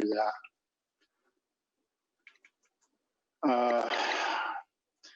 Harbor Village RV Park. So these are all planning projects that Michelle, Claire, and I handle. These all went to the full council, but this is mostly for the community. Harbor Village RV Park has filed updated plans. The basic site plan has not changed very much. They had not done much of any of the things that we had requested. They do have an updated visual corridor from Highway 1 through to the harbor, which is a little clearer than the one they had in the earlier plans. They now have a lighting plan. It's all LED lighting, cool blue, relatively low intensity, 9 standards and all. And the landscaping. Full blue lighting? Cool blue, 4,000K. The landscaping between the RV park and Capistrano Road has changed, now showing smaller bushes. There have been complaints about the blocking of the view there. And it's mostly what I would call native plants, although not literally. There were also some similar landscaping improvements in other areas. And that's it for the RV park. So I'm done. Is that it? I'm done. Okay, so I've talked about most of the connections I had already in relation to earlier items, but With regard to RV parks, I talked with the harbor manager and Jim Pruitt. We want to have him come to a meeting of the council as soon as convenient to do that, but that's probably later in the summer. But one of the items they're considering is the RV park / parking lot there. And I asked him for an update because when the RV park in front of Oceana comes forward, we want to bring together a consideration from the harbor about their RV facility, because as we noted, we have in a third of a mile stretch, as many as 3 RV type facilities being considered. So we want to make sure that when that's heard, that's recognized. So Dave and I are staying in touch on that. That's all I have there, and that covers, is that anything else on permits beyond what you said? Anything, Claire, Michelle? Assuming not. Okay. Yeah, I have something. Yes, Dan. So that is, just wanted to quickly talk about some of the lighting, the traffic signals on Highway 1 and some changes that have recently been made. For years, I've, in my morning commute, come across Coronado, southbound on Highway 1, coming across Coronado. The light is always green, unless there's a car there that is stopped and wants to make a left turn. Okay. Just recently, I guess in the past month, I'm finding situations where there is no car wanting to turn left from Coronado southbound on Highway 1, yet the light is red. And I'm talking, early between 6 a.m., 6:30 a.m. Okay, so that's something clearly that is a subtle program change in the traffic light computer for that particular intersection. Something has been changed. In addition to that, what do they call it? 92 and the lakes. The second to last light before you go underneath Highway 280, other side of the hill. About the light at Crystal Springs? Crystal Springs, yes. Yeah, okay. Yes. So same situation. The light is red on 92 with no reason for it to be red. There's no car parked waiting to make that left turn. So these are questions that I think we need to ask Caltrans, because at least for me, granted, it's just a few, 45 seconds wait, whatever. It's not an enormous deal, but it adds up, and it's probably an issue if you talk to 100 people that are using the highway. Gotcha. Slows it down. So I assume not necessarily idling. Yeah, I assume that it's a maintenance manager for this Caltrans sector that would take that comment as that. Tell you what, I'm going to go ahead and I'm going to give him a call. It would probably be the Half Moon Bay city engineer. They have worked with Caltrans to set those lights up. But what did You're you saying that you have Dan, what did you say you wanted to do? Let me just clarifying what Dave said. Are you saying that you have knowledge that the city of Half Moon Bay has made some changes? I do not know if they've made changes, but I do know the Half Moon Bay city engineer works with Caltrans on those light settings. So I would start with him since he's local. Okay. Well, I know the guy for Caltrans south of southern part of Half Moon Bay, so I'll talk to them both. Okay. Did we lose Barbara? Yeah, I think we lost Barbara. Okay. So we're down to the future agendas. As I said, I've made a recommendation for a special meeting on Sunday, June 7th, which would be done if we want to consider further comment to the Planning Commission with regard to Cypress Point. That's the only way I can see we can do it. The 7th would come after the staff report would be issued, and it would take a meeting that would consider a letter, and this is a public meeting, publicized in advance, etc.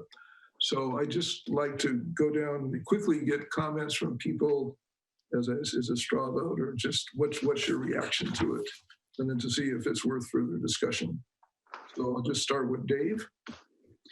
I'm just trying to look at my calendar. I'm not happy about the idea. I guess the question is now sort of bottom line. Would you consider voting for it, or you're pretty sure you wouldn't? So you're talking May 31st? No, June 7th, June 6th, I guess, this Sunday. It's not impossible for me to make it, but I would prefer very much not to. I would rather do it midweek if we're going to do it at all. Say again, Dave? I would rather do it midweek in the evening if we're going to do it at all. The problem we have is we can't guarantee when the staff report will come out. We could, so let's say, schedule a Thursday. If the staff report was out on a Wednesday or Thursday, consider it. But if we don't have the staff report, it probably isn't useful. Well, we could do it Monday. Well, that's less than 3 days before. But anyway, so you're open to it on what days? I don't want to do it on the weekend. Okay, so you're like Thursday or Monday, let's say.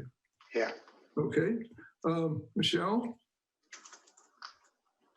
I don't really understand why it needs to be prior to our meeting on the 10th. Can you explain that to me? The Planning Commission will meet and hear this on the 10th. So if we want to on the morning of the 10th? Yep.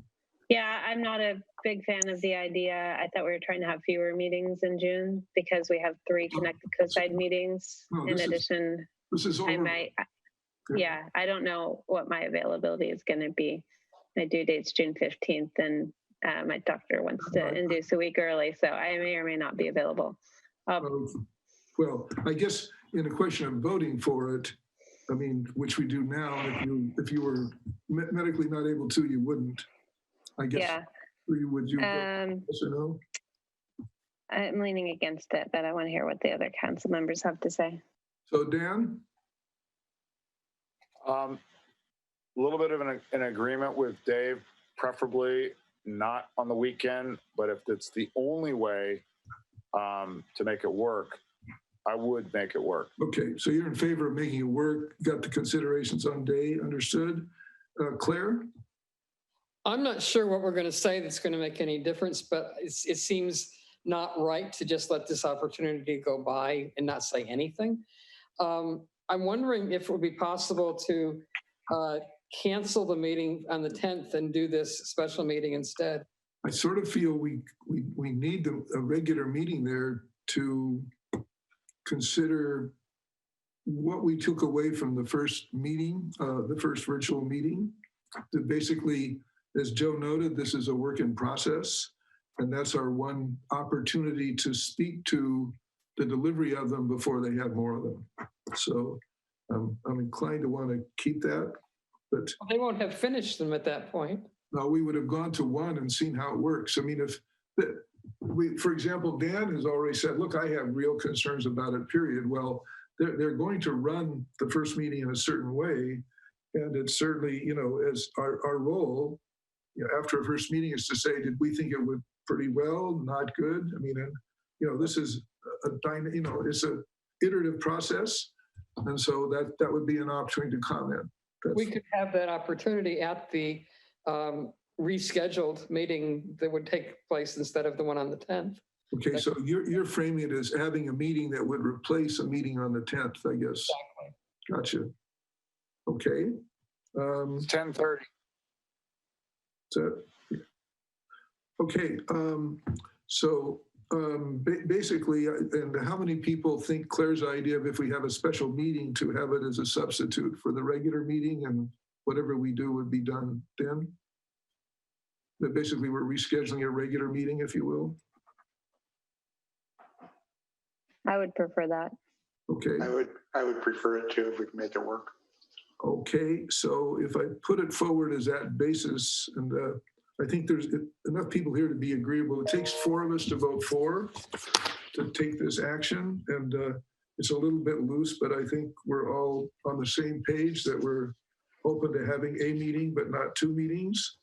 And so I'll work on that and try to get something more particular out in the next day or two. Now, the question I have is, who would like to work with me on considerations for a letter?